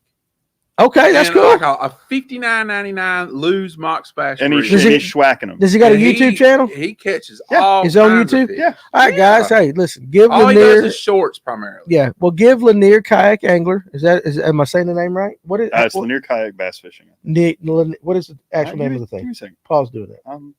I know Paul. I'm But see, sorry. that's just how it worked. Like everybody said, hey, there's something that's fun, interesting, and I relate to it. Yeah. And all of a sudden, everybody's telling everybody else about it. Yeah. So like when I'm having a busy day at work and I come home, I'm looking for that thing that's just short, funny, take my mind off the day. Yeah. And that's what I'm going to connect to. Yes, and that's but what it if is. I just want to see a guy just driving a boat down the lake, I can go do that myself. That's You exactly know what I right. mean? All about it's all about Lanier Kayak Bass Fishing. Lanier Kayak Lanier Bass Kayak Fishing. Bass Fishing. And if you get to comment on one of his videos, tell him the guys at Fish North Georgia sent you. Just maybe he'll give us some love like that. But that's the game now. Mhm. That's what fishing has become. That's the game, and really every industry. Yeah, that's the game. Yeah. Everybody loves James Watson because he's funny. Yeah. All right. 100%. But and then there's that connection with Gerald. Gerald's good, but he's also funny. Personable. Yeah. Yes. Very And personable. He will tell you he rolled out a new line of rods with that company because it's more affordable. Personable, And right I've there. actually got one of the rods, and they're very good rods for the money. So And- he knows the demographics of who he's targeting and who the company he is sponsoring is targeting. Yep. And that's it in a nutshell. Yeah. You got to connect with, like, we could put out, I could send Ryan up to Lanier and say Ryan catches a 40-pound bag of spots. Yep. Just say he has a hell of a day and catches a 40-pound bag of spots. Ryan, if you made that video and it was like, I did, blah, blah, blah, what would I say when you came in the next day? Oh, you would pretty much bash the shit out of me And why would I bash you? because I made it about me. It's not about I. It's not about I. It's not about me. It's about you. 100%. It's about you guys. Mm-hmm. Is that not the we truth, do our though? videos. When I do our how-to videos, like the ditch fishing video, I don't make you feel in that video like you have to do a very specific thing. Just like what I said, I'm very honest about it. Ditch fishing, the term ditch fishing is a bunch of bullshit. That was Yeah, made it up. is. That was a made-up term to throw you off Ain't the wrong. curve. He ain't wrong. No. He ain't wrong. It was a made-up term to throw people off the curve. That's the truth. That's Yeah. what it is. It makes you think. I gotta look for something very, very, very specific that looks like a ditch. No, damn, there's ditches all over the damn lake. 100%. They're everywhere. 100%. They're Mhm. everywhere. Yep. Because that's the layout of how North Georgia is. Yeah. There's rolling hills, and that's what covers Lake Lanier Yep. underneath the water. Rolling hills. Yeah. Yep. There's ditches everywhere. There's drop offs everywhere. But There's is it- hills everywhere. But is it not honest that I would rather us fail as a company Yeah. than to make it about us? Because I'm just not that damn interesting, number Yeah. one. Oh, But a lot of these guys I- do I that. You think got to be that's- relatable. Well, and on the flip side too is that if you do have sponsors, make sure for whatever for these younger guys, Hmm. keep track of what you're doing. There used to be a thing back in the day where you'd have to fill out a sheet and say, "What did you do for me this month?" Yeah. And you'd send that to your sponsors, and then they would keep track of that. And then when it came time for budget cuts, the guy would go, "Well, I got this stack from this guy, telling me what he's doing to promote our products. I got nothing from this other guy, and I gave him 25% off." Who's gone? Yeah. Yeah. So Yeah. keep track for the younger guys out there. And this is from the business side because I've seen this actually happen. Yeah. When people go look at that, go stay in that relationship you got because that relationship might change. They might have a new person 6 months to Yep. 3 years from now. But basically, keep sending that company, "Hey, this is how I'm helping your company. Hmm. I'm helping you sell something." And if you don't do that, Yeah. you never know. Yeah. I hate it. I hate it when I see somebody that's talented, has a good personality, but they make it about themselves. Right. And I'm sitting there and I'm watching the video and I'm like, if you would tweak this and that, you'd be so much more successful. Your reach would go so much bigger. Mhm. And that's for any of us. And if we ever get that way, I would hope somebody would call us out. Yeah. Yeah. Yeah. And I've been called out. Yeah. Generally by my business partner, Yeah. a little bit, but in a good way. Like, hey, this ain't about, I get reminded from time to time, this ain't about us. This is about the community that we're trying to build. Yeah. Fish North Georgia is everybody a needs to realize community. that the industry is still very small. I mean, like Yep. John Cruz will tell you, they're all competitors, but they're all still kind of family. Mm-hmm. Mm-hmm. So if you're helping him, he might help you get somebody else. Yeah. But just don't make it all about you. What you can go to any podcast. Yeah. Listen to the first 10 minutes of that podcast. Yeah. If you hear the word I, Oh yeah. if you hear the word me, Yep. more than a dozen times in the first 10 minutes, Yeah. turn that thing off That focus is wrong. because the focus is wrong. If you watch somebody's TikTok video, and now, Joe Rogan. well, Joe Rogan is Joe all, Rogan says, "When you, when you, what are you? what are you? That's why right. do you?" Yeah. He does, but he does. Because- Joe Rogan, hands down, has And the the- most watched podcast in the history of the world. Yeah. But But he never the says trick there, I. the trick there is when you're saying you, they're asking you to put yourself in their position. They're Yeah, asking you to relate. Yeah. 100%. Asking you to relate. They're 100%. inviting you Yep. to relate Yep. when you do this. Yeah. And in fishing, like if you're seeking out fishing content, Right. that's what you want to be entertained or you want to kind of live vicariously through someone else. Yeah. Yep. Or you want to learn how to do something yourself. So it's important to invite that person. Yeah. To, hey, come Yeah. along. Let's go. Yeah. Let's go fishing. Good Lord, Michael Temples, I'd like to kick you right in the ass, dude. Sitting in Hawaii watching us Dude. right now. On the big Aloha. island. Aloha. Aloha, Michael Temples. Hey, you guys be safe. Enjoy your time out there. And definitely it'd be good to see you come back up here in the shop. But you kind of get what I'm saying. That's the Yeah. one thing with social media is watch. Ryan will tell you we hate hearing this name, Mr. Beast, but he is the biggest YouTuber out there. Okay. He spends his time doing stuff for people and doing these challenges for people. And we got you just listen to it. And you can tell a difference between go down to somebody who's got half the thing, half the viewers know that's an eye guy. Yeah. And I think that goes in every bit of in everything we do, but especially in the world of fishing. Listen to another podcast. And I encourage you guys to listen to other podcasts. We appreciate you guys listening to us for sure, but listen to other podcasts. Do this on the next time you listen. Listen to the amount of times somebody says I or me. Watch the videos and see if they're flaunting themselves, building themselves up, or they're trying, it's about you. Mhm. Because at the end of the day, and this is all going back to sponsors. Yeah. At the end of the day, the sponsors, they don't really care what you do for you. They care what you do with everybody else out there. If you don't connect, Right, you ain't getting that sponsorship. And that is something that a lot of these high school anglers, young college anglers, yeah, guys like Emil and all that who've got the game down, going, and Emil and them know that guys that are going up into the ranks, you're not going to get a die when it comes to you. That, I mean, great, what you do is great, but they want to know how you can sell a Daiwa reel to 10 million people. And if you can't connect to those 10 million people and get them some Daiwa reels, it's not going to happen. Yeah. It's not going to happen. So, and that's why I tell the younger anglers, if you can volunteer to go work boat shows, do whatever you can, yeah. you're going to get those relationships going. Uh-huh. Because if you think you're just going to get checks written to you because you just shot a video, that ain't going to happen either. You have to work all aspects of it. Right. Yeah. So you do. Here's a very good example. What I try to watch the videos where they're trying to invite me into their world. Yeah. Because I'm not a great angler. Yeah. If a guy's going to catch a 10-pound bass, I want to almost feel like I'm on the boat with him catching that 10-pound bass. Yeah. That video I will be stuck in and I will watch. Yeah. If it's hey, I caught a 10-pound bass and it's not inviting, I'm scrolling. Yeah. Now you're a company that's got $1 million in your advertising budget to invest in people like that. Yeah. Who you going to want? You're going to want the guy that makes you feel like you're in the boat with them. Yeah. And you've been in the business and you thought about stuff like that. So it is interesting. We had something last year at the Classic where two little kids got in a boat with me and they were arguing and stuff. And they're just being kids. Yeah. Well, the little girl crawled in the live well of a bass cat. Well, then the brother thought it'd be cute to shut the lid on her. Well, the girl was every bit of this tall. Yeah. Well, I took pictures of it, and then she stood up, and it became the coolest thing in the world that, wait a minute, this girl this tall can squat down in this live well. And it was because two kids were arguing with each other.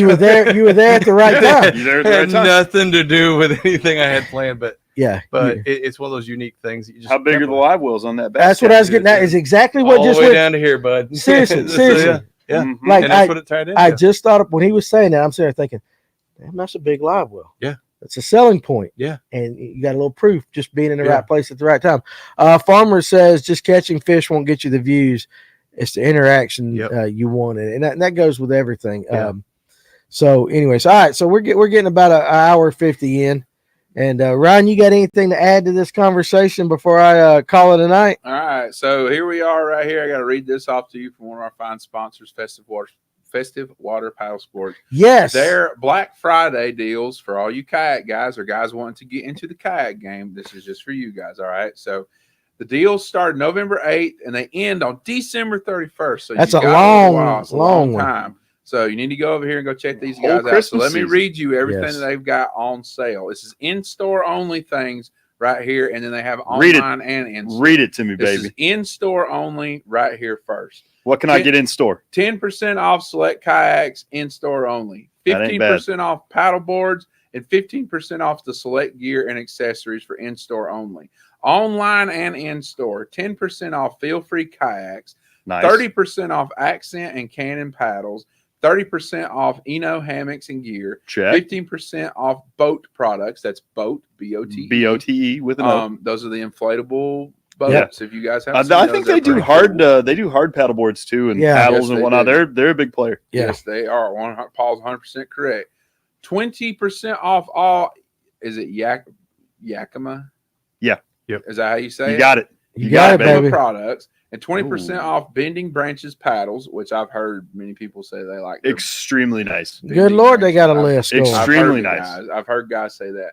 Up to 20% off all NRS products and 15% off Yak Attack Ooh. products. And they have many more deals in store and That online. So go over that there and NRS check them deal out. that might be the best one. That's cool. Paul, anything on that list jump out to you? That NRS deal is the one. I need some new boundary boots. Okay, Um, there you go. NRS's wet shoes and those boundary boots. Man, like if you're anywhere, like boundary boots are the thing to have in a kayak in the winter. They go up to about knee high. Yeah. So if you have to wade in the water at all, you're fine and keep you warm. It's good neoprene boot, a lot of grip. I'm ready for a new pair. I've worn my first pair straight out. And they make a great. They are the gold standard for PFDs. Okay, absolutely. That's the awesome. gold standard for PFDs. Pull up Kevin Thornton's comment real quick. Hey, this is a good idea for all of us. Hey, this holiday, if you're out for breakfast, lunch, or dinner, and you see any of your local police, firemen, or EMS servants, quietly pay for their meal. We can't thank them enough. Damn right. Yeah, and throw that in Damn there. right. You see somebody in the military as well. So, Anthony Dover, right there. Let's read a couple more comments. I'm learning to fish all over again. Ryan, I love your videos. Please keep them coming, and thank you. And David, Easy D Maddox, more videos like the ditch video, please, Ryan. Happy Thanksgiving, everyone. They are I coming. watched that, man. He killed that. He killed video. it. He killed it. He killed it. Hey, listen, we've got a lot. I can tell you right now that behind the scenes, I've compiled a list of over 500 different videos. I got it sitting in my house that we're going to make over the next couple of years. We can't do them all that quick, but we're going to have a lot of those great videos. And Ryan is a good teacher and does a fantastic job at doing that. We can't thank him enough. So with that, we're going to call it a night. Ken, hey, listen, I appreciate you jumping on. You just came up here and we just threw your ass to the wolves and you did a fantastic job. But also, that was fun. You watched the show. All the time. So I want to thank you very much. Yeah. For that. And whatever you buy, just tell your wife you got it on discount. That's right. That's right. It was Phil. on sale. It was on sale. Sale is your favorite 4-letter word for the next few weeks. That's right. And that's exactly right. And Paul, I'm glad you could finally make it. It's good to be back. Oh, it is. I haven't seen you in a long time, and I miss If you. I'm real lucky, I'll make it back next week. Oh my gosh, 2 in a row. That's good. We'll have to see. And Ryan, as always, you do put that camera on you, Ryan. There you go. You do a fantastic job back there. So not only running the shop and everything, but doing the videos and pressing the buttons. And you're just a renaissance, a man of all many talents and everything that. You try. I'm here for you guys. Is that what it is? That's the way you're supposed to be. That's the right answer like that. So he'll take I'm do a lot of fishing. I won't be doing a lot of fishing. I'm going to be doing a lot of fishing next week. Yes, next week. Don't let him next fool you. week is Thanksgiving. I do not know the plans for the live well next week. We will figure it out, but definitely we will not be on next Thursday. Look at Steve Pinkston. Is Pinkston on here? Yes, have him back, he said. You know what? That's high praise, dude. That's high praise from You me. know That's high Pinkston? praise from Pinkston. Pinkston. That's Sugar Hill, baby. Namaste. Namaste. Thank you. He is our guru. Do it, Danny. Here's which Do one? it. What do you want me to do? Yeah. Namaste. Namaste, and whatever the hell they say. I talked to Steve. No. I talked to Steve, by the way, because we love Steve. He's a friend of the show. He's been on a few times, and he watches us pretty regularly. Weird cat, dude. Different. He sort said of it, Steve, not me. I said it Different in a sort of good cat. way. I talked to Steve the other day. He's sending me some fin clips. Yeah, we got the Those clips. great Sugar Hill fin clips for you guys that run electric rigs and, of course, bass boat stuff. If you don't have his fin clips, they're absolutely phenomenal. I have them. I use them in my boat when I'm keeping fish and deep fish that I've caught. Yeah. Steve is going to be very, very busy for the next couple months because, of course, it is shopping season. He's a So if peanut you get guy. down towards Bass Pro or you head over to one of the flea markets that he's at, Get make some sure you nuts, swing baby. by and grab some of those walnuts and Just pecans, cashews man. Hey, just and go ahead and say pecans grab Steve's and nuts. everything else. Say, Huh? you want to say, just grab A some of bulgy Steve's Just nuts. grab, sack just grab some of Steve's of nuts. Steve's nuts. It's got a big old Steve's handful nuts. of them, Yeah. and then put them in your mouth. They're very tasty. They They're are. very They're tasty great. like that. All right, let's do it. Delicious. All right, guys, listen. Hey, it's been another great show here on the Live Well again. I want to thank all my guests, all our sponsors. All right, Charlie Adams, listen, everything but the spiral staircase. Sonar Pros. Hey, listen, if you take it to somebody else, eventually you're going to take it to him because he's going to have to fix it. So you might as well go to him first. Turner Tire, if you need any new tires up here in Jasper, Georgia. Hey, family, he's an angler. Great people. You're going to love dealing with those. Festive Waters. One of these days, I'm going to have Nathan put me in a kayak. I think I need to get in a kayak game like that. Check them guys out. Hell of a sale. And again, Etowah Mead Wine and Beer. Actually, it's Etowah Mead Beer and I have Wine. sampled, so you don't have to. But I you have want now, to. I have now sampled 3 of these different brews, and they have all been excellent. And they got 32 of them. So we're going to have that. So every week we're going to be trying something 10% new. of the way there. Coming from a beer guy, you sell this stuff across the country. This is excellent. It really is. Hey, listen, it's wait It till you, is wait, listen, very good. wait till you see. They're going to bottle me up some stuff Yeah. called Happy Camper. We might have to get some sleeping bags here that night, but that is absolutely awesome. So, hey, listen, you can't just eat one of Steve's nuts. So, hey, listen, guys, if we don't do a show next week, I don't know. I'm going to try to do one. It will be on Wednesday if we do one. But if we don't, we'll come back the week after. Enjoy the holidays. Spend the time with your family, the ones that you love. Just do what Kevin Thornton says. If you got somebody, fireman, police guy, EMS, military, hey, pay it forward, buy them something, pay for their meals, do whatever. But guys, again, we appreciate you. Make sure you hit that like and subscribe button. And we'll see you. Share. Share. We'll see you on the next